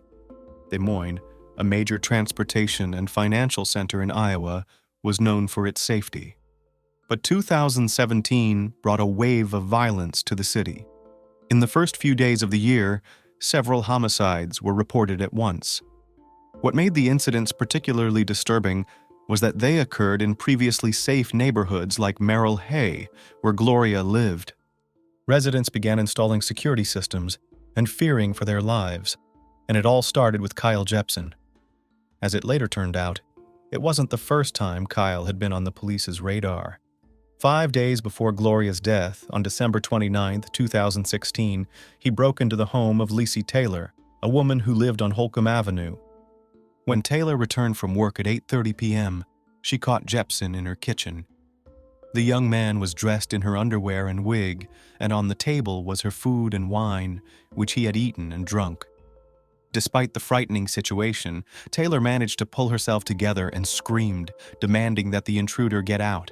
To her surprise, Jepson complied, throwing his things on the floor and running away. Later, Taylor looked out the window and recognized him as her neighbor's son. She immediately called the police and reported the trespassing. Although Kyle hadn't stolen anything, she was concerned about the young man's strange behavior. The police issued a warrant for his arrest, but Jepson had already gone on the run. The incident shook Taylor and her family. Shortly afterward, she decided to move out of Des Moines, fearing that their home might be targeted again. When word got out about Gloria Gary's death, Taylor realized her fears were not in vain. A few days after her home invasion, Jepson found himself involved in the death of another woman. When Gloria's body was found, Kyle was charged with first-degree murder, as well as theft and burglary. His bail was set at $1 million in cash, but the story didn't end there. It turned into a tragedy for two families at once. On the one hand, the loss of Gloria's family, a woman who lived quietly and modestly, and on the other, a nightmare for Kyle's parents. After learning about the crime committed by their son, they were in a state of shock. Imagine this. You are parents who watched your son grow up, proud of his accomplishments and loving him more than anything. Then one day you find out that this son, your son, has taken another person's life. How do you live with that? How do you find the answer to where you made a mistake? What was the moment when these horrible thoughts started in your son's mind? All indications were that Jepson had been hiding his dark side for a long time. He worked in a pub just 10 minutes from Gloria's house. His co-workers described him as a diligent and friendly guy, but that all changed after he was fired. He became withdrawn and, according to friends, disappeared from view more and more often.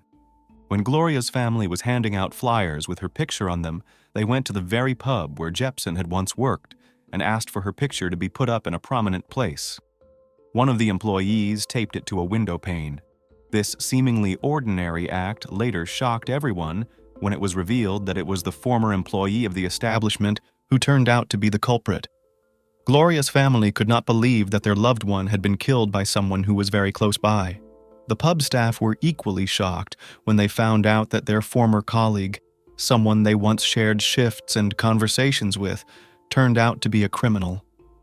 No one could believe that Kyle, who had always seemed like an ordinary guy, was capable of such an act. The legal proceedings, which concluded in September 2017, marked the final chapter in a case that shook the entire city of Des Moines and its surroundings. Kyle Jepson, a 22-year-old offender, agreed to a plea deal to avoid a harsher sentence.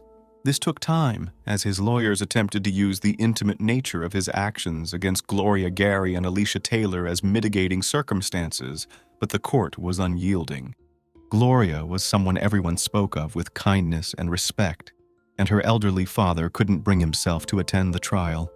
He refused to face the person responsible for taking his only daughter from him.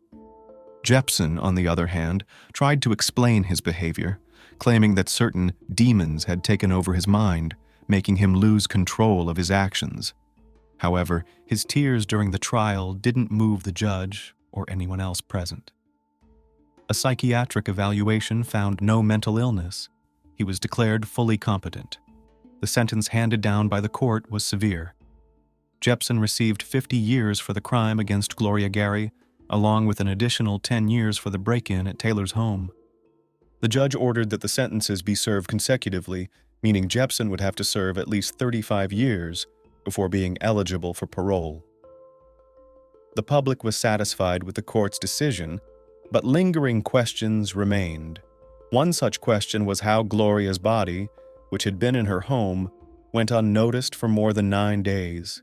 Even though her family and the police had searched the house, authorities declined to comment, citing respect for the family's privacy. However, some details emerged through interviews with Gloria's relatives. It was revealed that Gloria had been dealing with hoarding tendencies. Her love for books, novels, and mystery thrillers had taken over her home. When she ran out of space on her shelves, she began stacking them on windowsills, tables, and eventually on the floor.